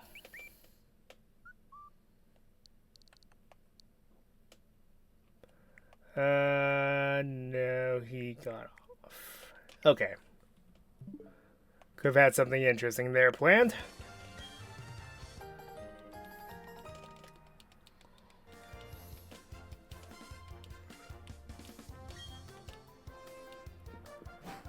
Oh, the battle tower. This makes me sad that we could not get a proper battle frontier, because screw you, right?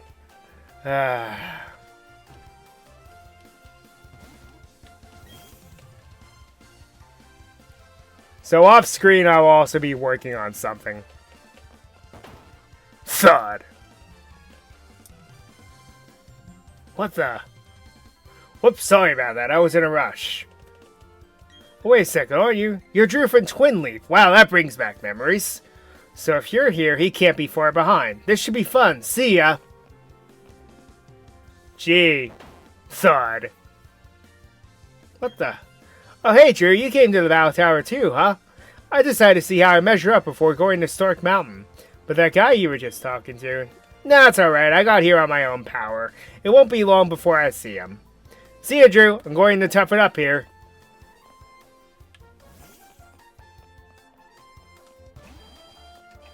And here's the battle tower. A mainstay in every game in some way, shape, or form.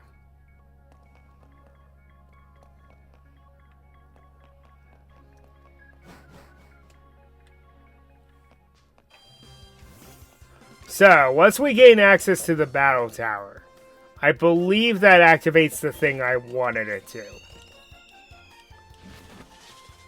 So we'll go back to Veilstone here. Because there will be a new clothing option for you that was not available before.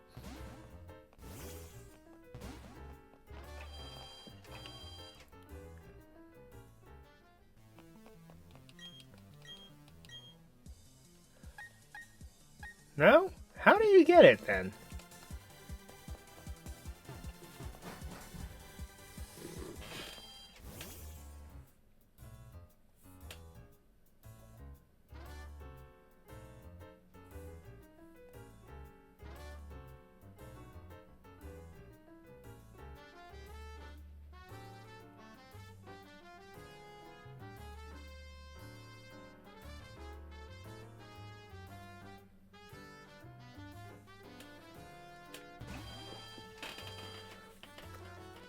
Oh. Do you not have to buy it? Oh, no, it's here. Okay. So yes, this was not here before.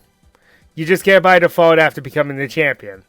This is the summer style, and it's the style that we're going to be rocking for pretty much the rest of the game.